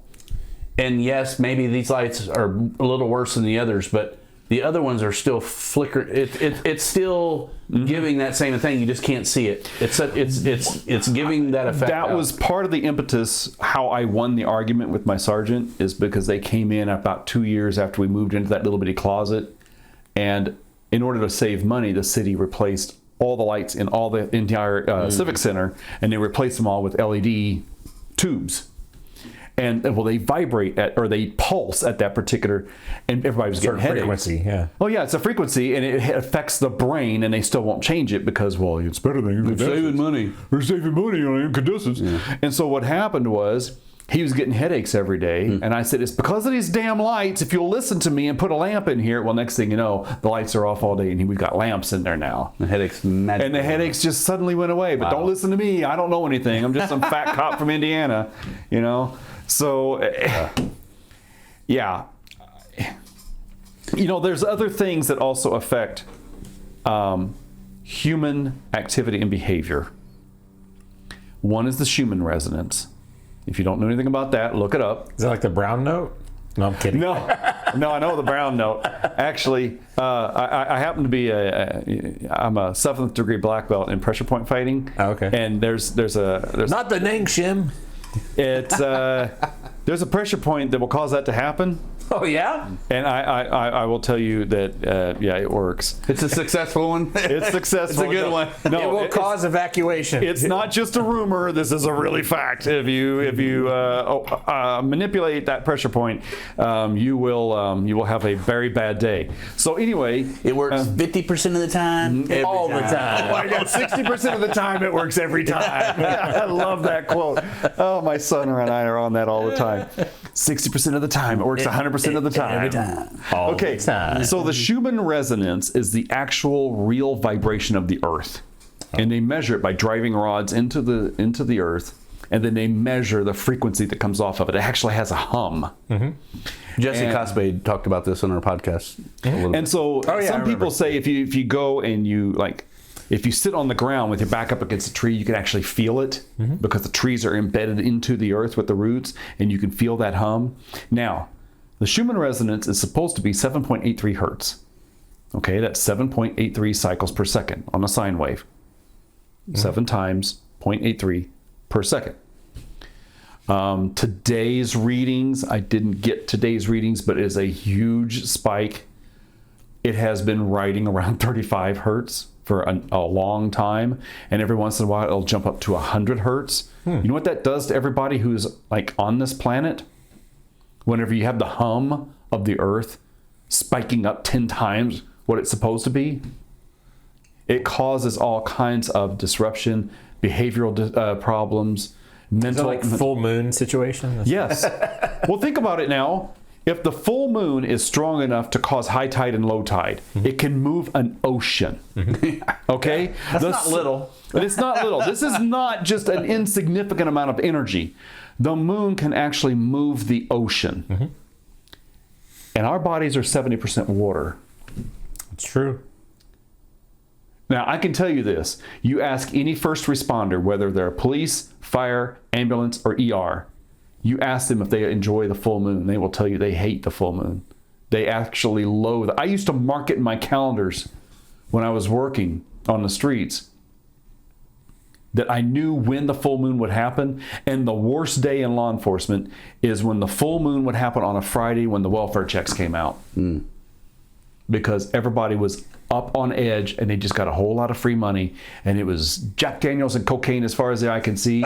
And next thing you know, you're responding to a call with a guy holding a samurai sword naked in the middle of the street screaming, "Come on, let's go!" That's my Wednesday night. Yeah. So you know, there are energies that are affecting us because we are energy and because we are water and light. And we are light. Now remember, 1905, Einstein wrote his theory of general relativity, okay? And he put in that paper about what happens to matter at the speed of light. He also wrote about what holds atoms together. And for 120 years now, we still can't figure out what holds atoms together. And we can't figure out why you can't create a quantum physics experiment that cannot be interfered with by conscious minds. There's a guy named Baines. I have a conspiracy theory on that. I'm sure I do too. There's a guy named Baines. I think his name is Chris Baines. And he postulated a theory called quantum Bayesianism. His theory was you cannot create any experiment, whether it deals with Newtonian physics or quantum physics, that cannot be affected by the human consciousness. Moreover, that experiment will be affected by the previous experiences of the observer. So if you create an experiment, like for instance, the uncertainty principle. The uncertainty principle states that if you have an atom and you're trying to find its electrons, you can either see the speed or the direction, but you can't see both. You know that it moved that way, but you can't tell how fast. Or you can see that it went this fast, but you don't know which way it's going. And electrons can move from the second layer to the 18th layer without occupying space between. They literally evaporate and reappear at a different layer in the coronal shell of an atom, okay? Which means at the quantum level, human beings are never 100% fully present here. We're constantly in and out of phase. We are constantly evaporating and reappearing millions of times a second. We think that we are completely physical, and we are not. And we don't yet know the mechanism by which electrons circle the nucleus. We don't know the energy that keeps that happening. At first it was string theory, and that failed. Then it was superstring theory, and that doesn't work. Then it was M theory, and that doesn't work. And now it's dark energy theory, and they still can't get that postulated. The conspiracy of it is we've been limited to basically only a handful of theories whenever there's many other theories that could have been explored, that should have been explored. Well, but if we come to the conclusions that those explorations get us to, then we are almost uncontrollable. So each individual becomes then a much more highly intelligent, capable person to do the thing. If we understand at the fundamental level that everything around us is a construct, that nothing is really solid. We're getting into simulation theory, baby. Oh yeah, 100%. Everything around us is a construct, and it's constructed by our own conscious minds. We create the world as we see it, and we experience it as we create it. And this whole thing is a classroom where our spirit can come down and drive these funny meat suits around that are never fully 100% here. And so we operate these meat suits in this ocean of possibility in order for us to learn certain lessons about ourselves and others, in order to grow spiritually. So to send that back to the main man. Absolutely. That's what simulation theory would be that we're all here just so that he can gather all the information. Yeah, but what's a he? It. Yeah. I don't know what you want to call him. But. No. Think about this. Now, there's a book, and if you haven't read it, you should. It's called Your Soul's Plan by Robert Schultz. And he was a past life regression hypnotherapist. So clients would come to him and say, why am I having this problem? And he would say, well, let's go back in time and figure that out. And he would hypnotize them and go back to another lifetime where this happened. And they would remember being somebody else in another lifetime, and a similar problem would happen. Go back to another lifetime. Go back to another lifetime. Go back before Earth. Go back before you came here. And he took these people, he worked with 3 different mediums separately. And these mediums had the awesome ability of being able to see the moment in time where each one of us as a spirit, without gender or identity or any kind of conscious ability or identity whatsoever, would make the decision that because of my previous lifetimes, I've had these problems leading up to now. I need to find a lifetime where I can come back down to Earth and learn this lesson. Whether it's about sex, love, power, money, all that kind of stuff. Now, the way these 3 mediums described that happening was the spirit would come down into a room, and on the floor was like this huge marker board. And all the people that you would encounter in your life would start coming into the room. Like, I need to have these kinds of parents that would do this to me. I would need to have a teacher that inspired me this way. I would meet a lover that would break my heart in this fashion. I need to have this kind of problem that I have to solve in this life. And all of that would be flowcharted out on the floor. So before you even get born, Your whole life is mapped out. Now, this is going to go back to being triggered, okay?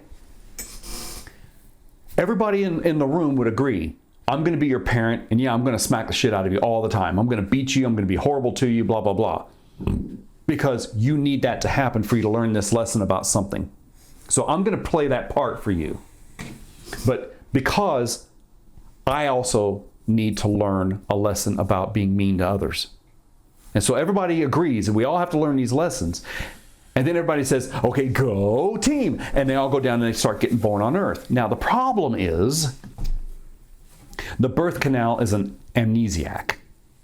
We forget why we came. We forget all about our lessons. We forget about the planned hardships. We forget about all these challenges and handicaps.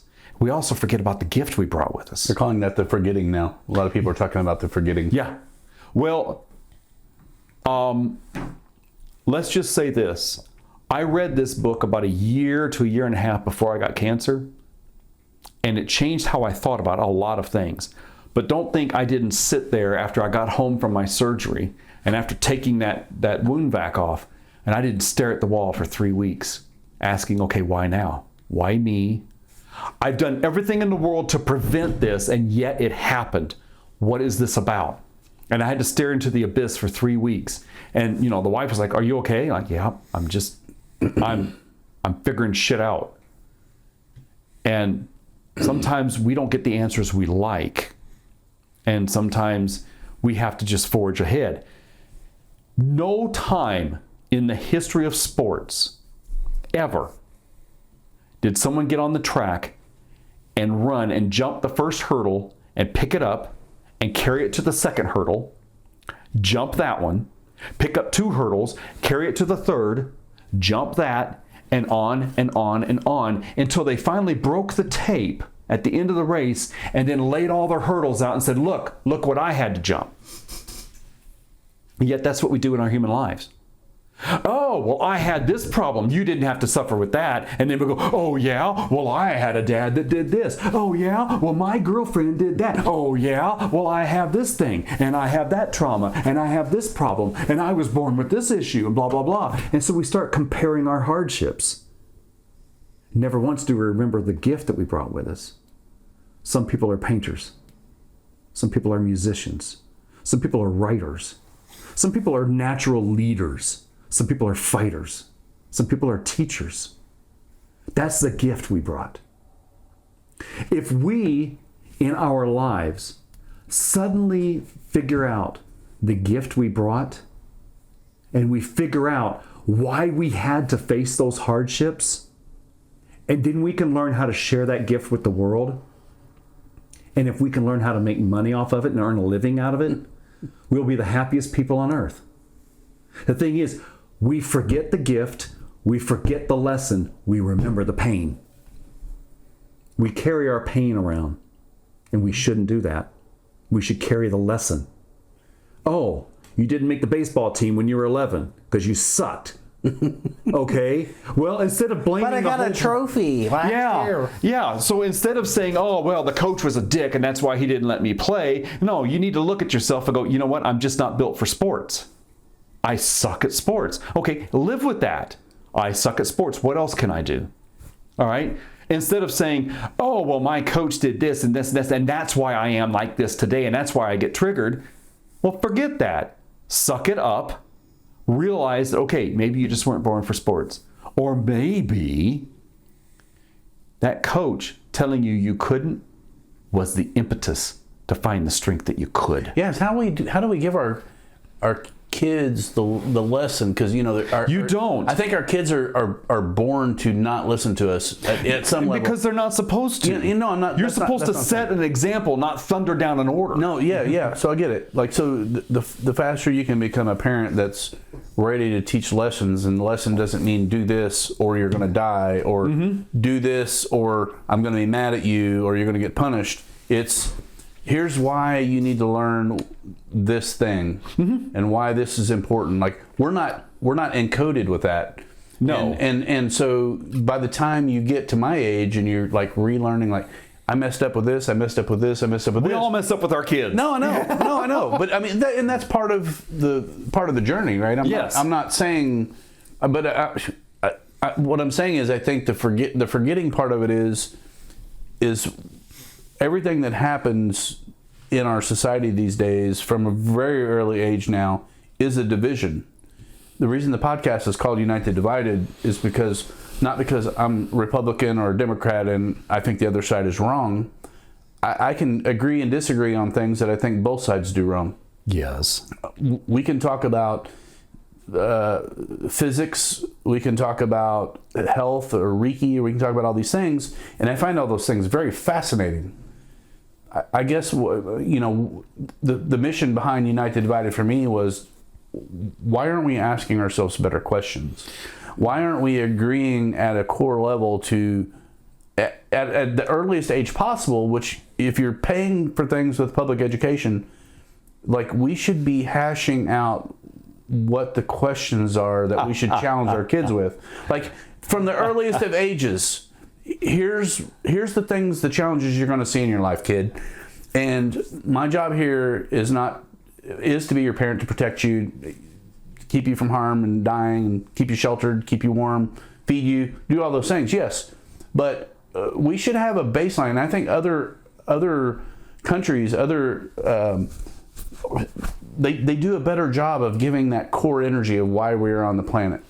That's where the Eastern and Western thing has kind of divided for me, and I'm like, and my friend David, who is listening to the podcast, he's like, oh no, don't go here. But it's like, at some point, we have to reassess where we are and what we've been doing. And I kind of feel like we're at that breaking point, and Travis has to go put his kid to bed. But I feel like we could have a whole nother 3-hour podcast based on where we are right now. Well, we just said 3 hours, so. No, you money. I mean, so I feel like we're now getting into a thing where we need to just have another conversation not too long from now, and kind of land where we landed and talk the philosophical. Okay, several points. Number one, in our society, we used to have a coming of age ceremony. The Native Americans, when a boy reached a certain age, he was no longer treated like a boy until he passed this test. You'd put him through a sweat lodge, and you'd send him up on the mountain to go through a spirit quest, right? And when he came back, he had a greater understanding of things because he had to do without, and he had to not be cared for and nurtured. And when he came back, he was a man. Now you can go hunting with us. Didn't Brad Pitt do that in the movie? I don't know. Well, they tried that in one of the movies, I thought. So, okay, we don't have a coming of age ritual anymore for boys or girls. Girls get kind of a little bit of one because when they reach their period and they finally have that first period, they're like, oh, great, now I'm going to start being a grown woman. Men don't get that. Men just get like, well, okay, well, I guess you're going to learn to drive someday. Okay, so that's one point.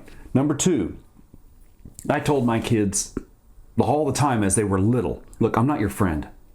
We're not pals. We're not shopping partners. We're not buddies. My job is to get you ready. My job is so that way when you're 18 years old, you can have a job and keep it. You show up clean. You show up on time. You do what you're told. And you have what it takes to pay your bills and raise a family. At that point, we're friends. But I'm supposed to train you. Third point, and I've told my clients this, not one bird in the animal kingdom learns to fly outside of the nest or while in the nest. A bird doesn't sit in the nest, open up its wings and go, kaboom, I'm a flyer now. Around here, all of our birds, they sit in the nest and they're being fed every day. The nest is cleaned out every day. Everything's taken care of for them. But at one point, towards the fall, Mama takes the bird and kicks the bird out of the nest.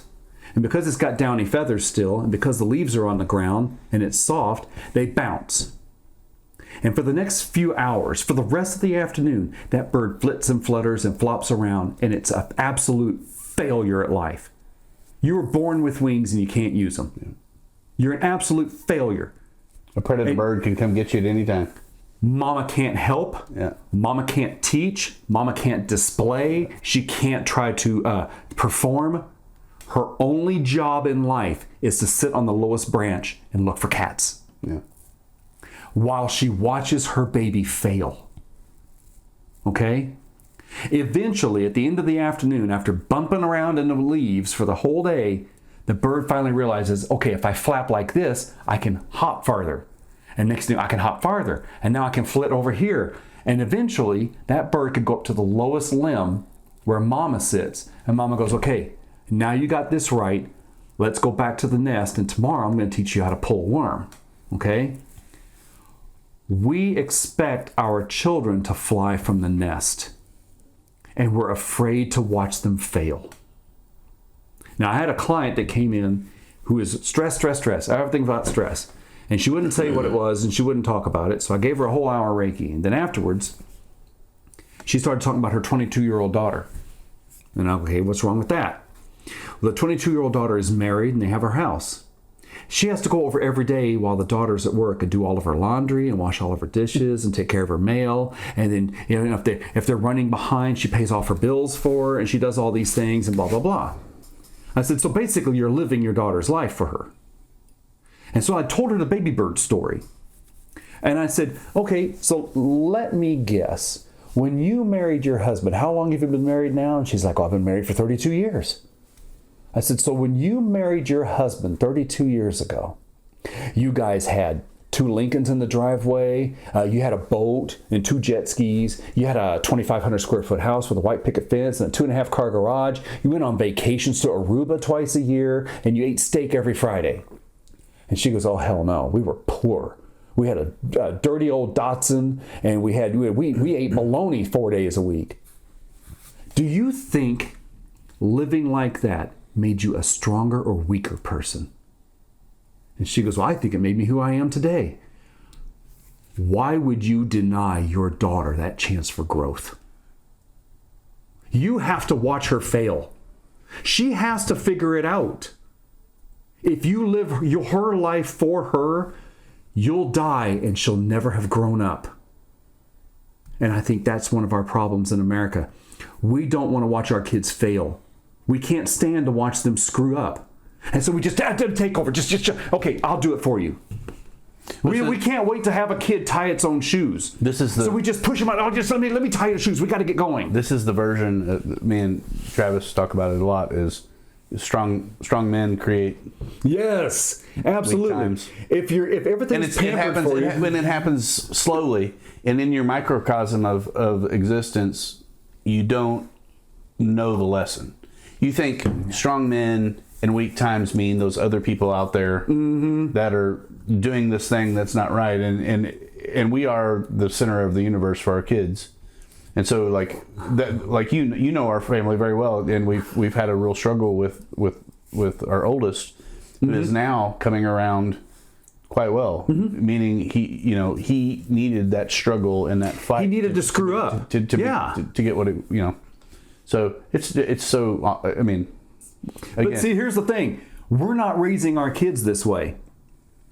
I mean, as a whole, not just us personally, the 3 of us in this room. No. I'm just saying, as a country.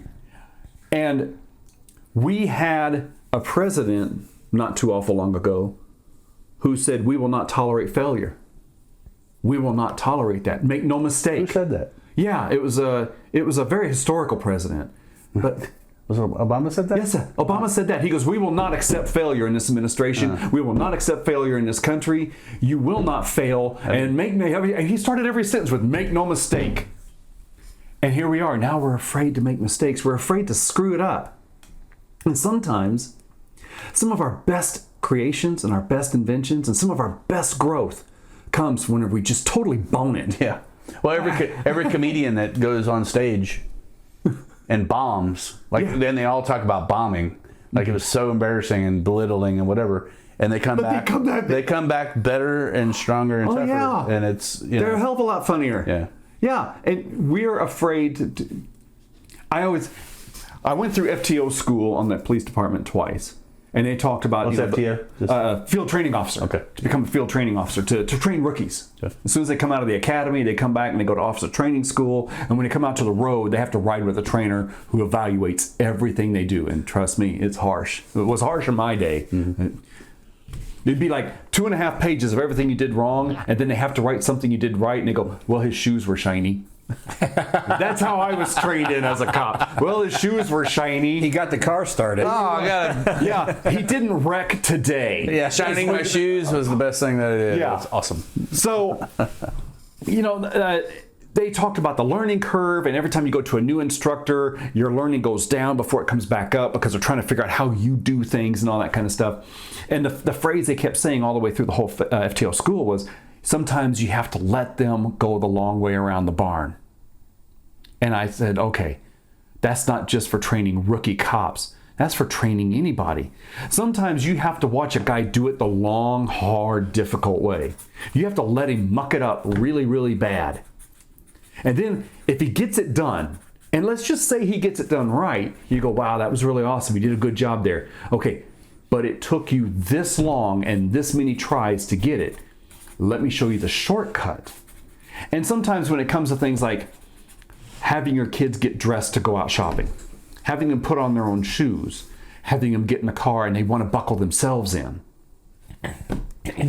You can't just wake up and tell a kid, we're going shopping today, we're going to go to 8 different stores, you're going to be quiet, you're going to behave, and you're going to like it, now get in the car. Yeah, no, that doesn't work. It doesn't work. No. Less than one store later, that's a failure. Yeah, so you have to start like 2 days ahead. And so, okay, today's Tuesday. On Thursday, we're going shopping, and we have 3 places to go to. And then you have to wake them up at like 7 in the morning. At 9 a.m., we're leaving this house. You have to have your clothes on. Start now. Mm-hmm. And then you have to watch them pick their clothes and put them on backwards. And then you have to watch them put their shoes on. And you're dying to just do it for them. But if you do, you're cheating them. Mm-hmm. You're absolutely robbing them of growth and learning and wiring those connections in their brains. And so, I mean, we had a program if we had to go out of the house with the kids, and it's like, this is how we do it. This is what we do. This is how we set up their minds and their bodies for enduring a 45-minute shop at the freaking Wally World, which is an energetic disaster. That's a whole nother podcast. It's a whole podcast on the energy of Walmart, right? Yeah. And so we are, I think, as a whole, as a country, the reason we're so divided is because we're so coddled. We're held so tightly, and we're patted on the head and told everything's going to be okay.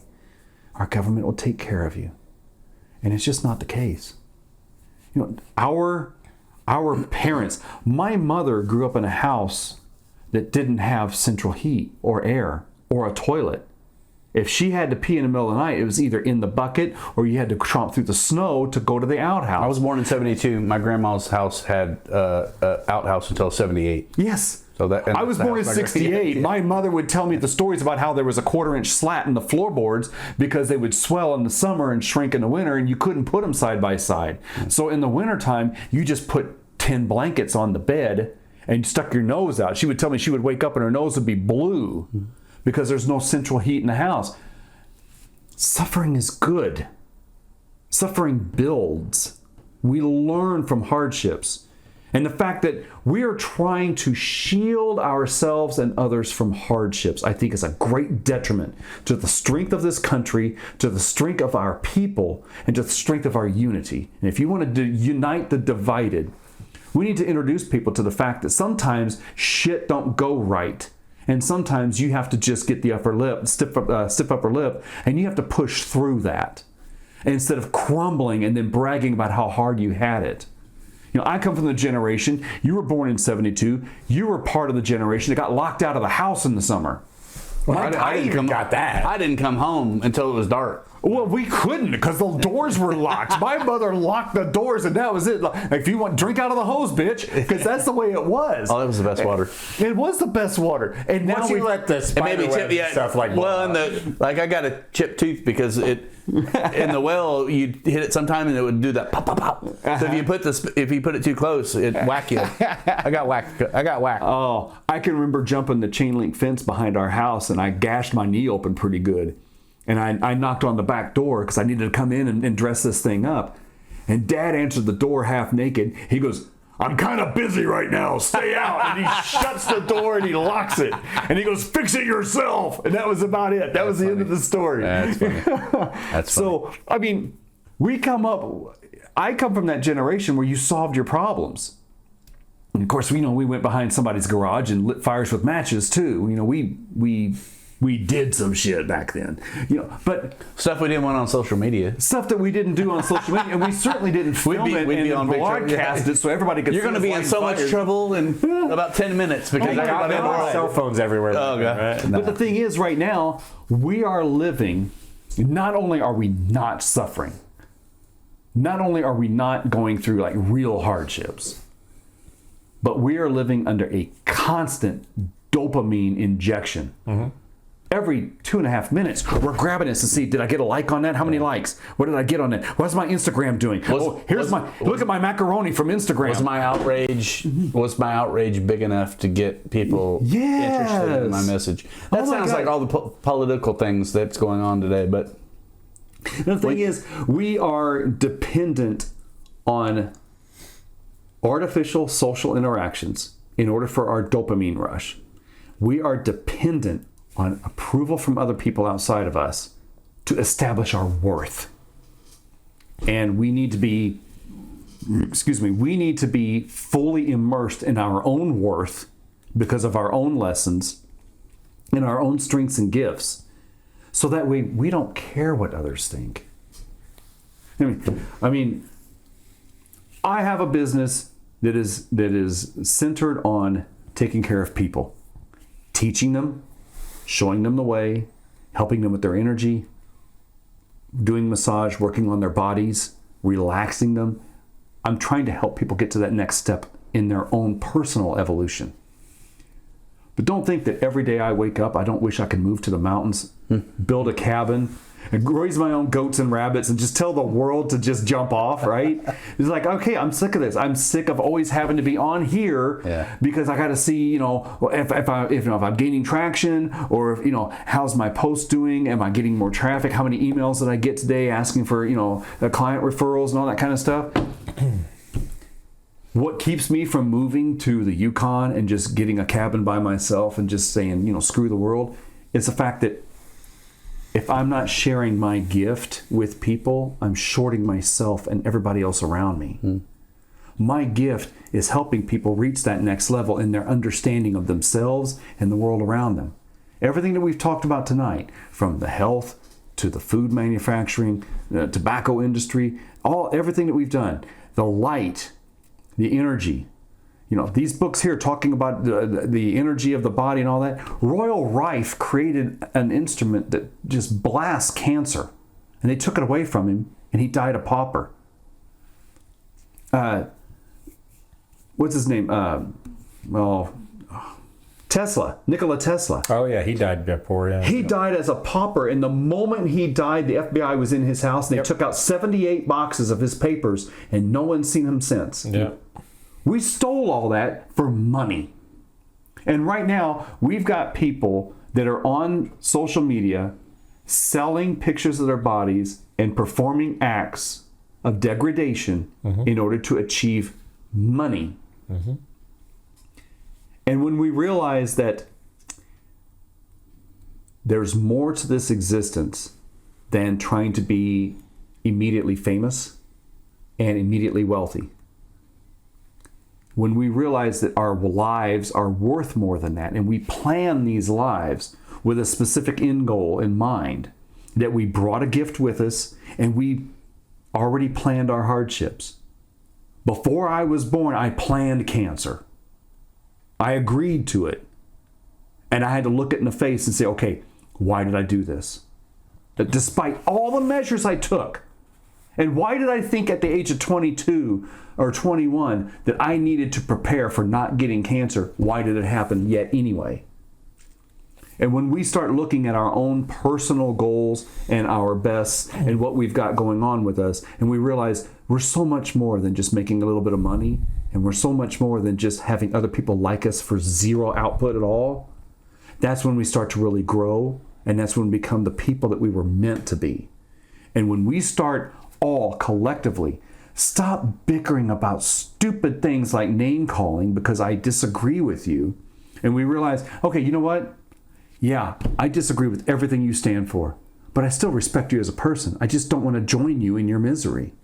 When we get to that point where we can say, I don't hate you because I disagree with you, then that's when we can unite people.